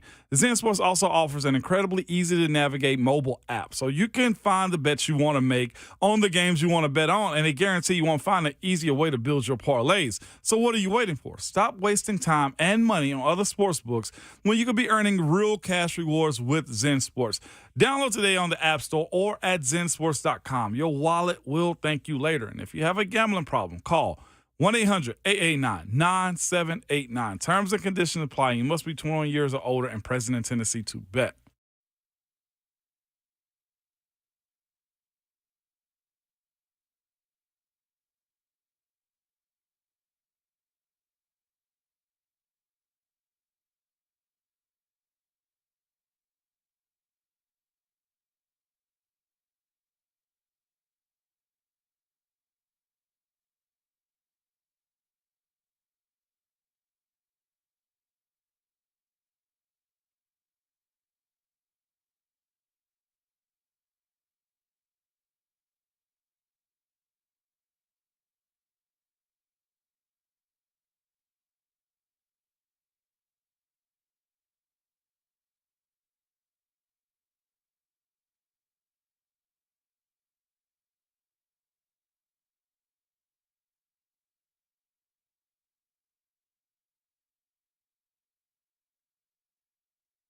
When it comes to large home repairs, a lot of the time we homeowners pretend we don't see the warning signs. We're afraid of what we're going to hear.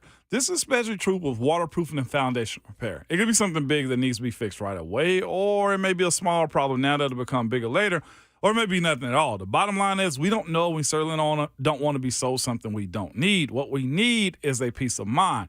And United Structural Systems is a company to give you that. They have over 25,000 100% satisfied residential customers. And here's how they make that happen. When USS comes out to your house, you're going to get a problem solver who provides a peace of mind to the customer. That's you, the homeowner. You're not going to get someone who's worried about meeting a sales quota or upselling the next big thing, but someone that'll educate you and help you understand what is happening with your home. At USS, their only measure of success is how satisfied the homeowner is and not a closing ratio. Homeowners trust USS. USS, keeping homes in dry and stable for over 25 years. They guarantee their best. USS, serving Middle Tennessee, Southern Kentucky, Western Kentucky, and Northern Alabama. And you can reach them online at USSTN.com or call them 615-488-7855.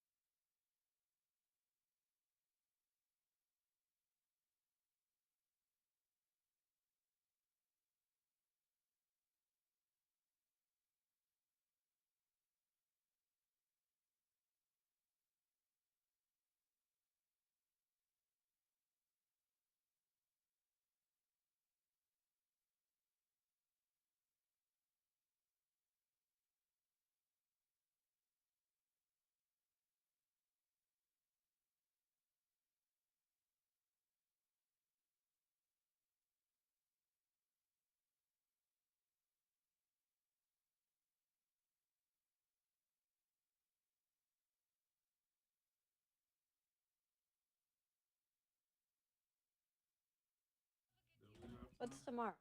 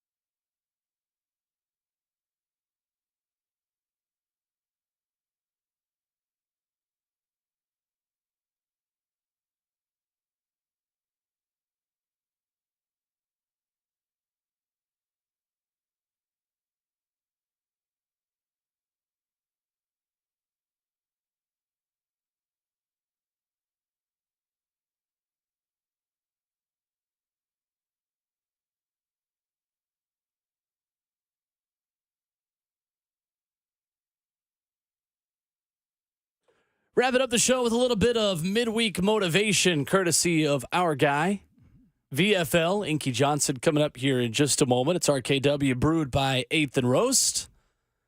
I am headed to 8th and Roast the second this show ends today. Give me a breakfast burrito in my future. Maybe a bacon, egg, and cheese biscuit. Okay. Those biscuits they got there are incredible. I don't know if you guys have tried those yet. I have not had the biscuits. The breakfast burrito is what hits, Will. It's too good. Too good. 615-737-1045. We think you coming up tomorrow morning. Joshua Perry of NBC Sports, Coach Mack, Thursday 3. Right back at it, man. We are. It's that time of the week. I'm going to try to do better this week. Me too. We were both 0-3 last week. Golly, I try so hard to. Kayla was 2-1. Robert was 1-2, and then Ramon and I were 0-3.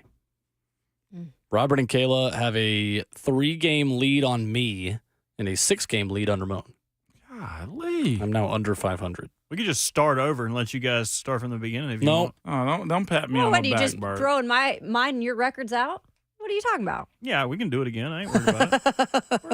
Nah. Kind of messed up, man. I was Working hoping you hard was for gonna ride this. with me, man. That's okay. It'll be better when I come back and win anyway. There you go. You don't really believe that. Yeah, of course I do. No, you don't. Yeah. I'm still up for the season. I just need to start putting my good bets in Thursday 3, not the ones that are so bad. Now, see, Ramon, now you say it. No. If I Dan can't say Lanning knew that. how to pick the field goal play, I would have been just fine. I guess he doesn't have that unlocked on his Madden playbook yet. He doesn't know how to hit field goal.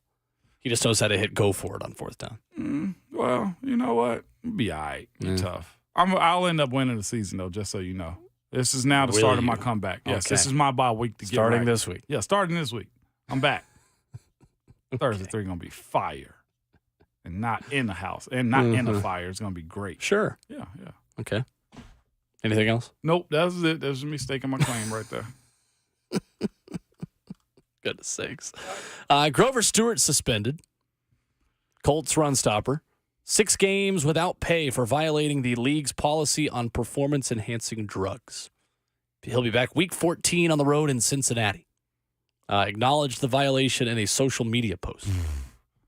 That is one, I don't understand the PED thing. I just never have. Like you guys know. And of course, excuses that come behind it. Allegedly ate some beef that had steroids. Yeah, so our guy Zach, our resident Colts fan in the FNN Bank chat, put that. Guys are getting more and more creative with their excuses for getting popped for PEDs. Don't you cook that out? Like, I mean, I don't know. He's probably blaming it on the restaurant. Yeah, I would guess. well, sue them. So many of those That's guys what I have would private say. chefs, too, that like.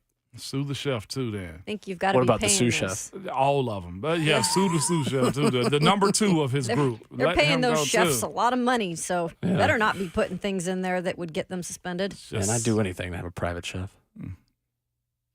Technically, nice. you're your own private chef. You are. Yeah, so is the delivery app of my choice There you go. that I then. use way too often. That's a public chef. They should make one private chef delivery app. I mean, you guys can honestly find them on social media. So many Yeah. that'll come cook for you. The thing is, of course, is the price. Yes, Yeah. that is That's it. right. Affordable private chef. Uh-huh. Is there that? Find that on Craigslist. Yeah. Yeah, it's interesting though with that. I mean, that was the one thing I talk a lot about the orientation you have as a student athlete in college, and the first meetings they have with you. The first thing out of the gate that they tell you is never take a supplement unless it's from us, ever. Facts. That's true. I imagine those meetings happen in the NFL too. One of the first things they say is, we cannot appeal anything that is PEDs or gambling. The 2 things that there are no appeals process. No, you just go lay You're just down out. and we'll see you later. Yeah, pretty just much. sit over here. Do your Hopefully homework. Your backup doesn't outplay you. That's right. Yep, absolutely.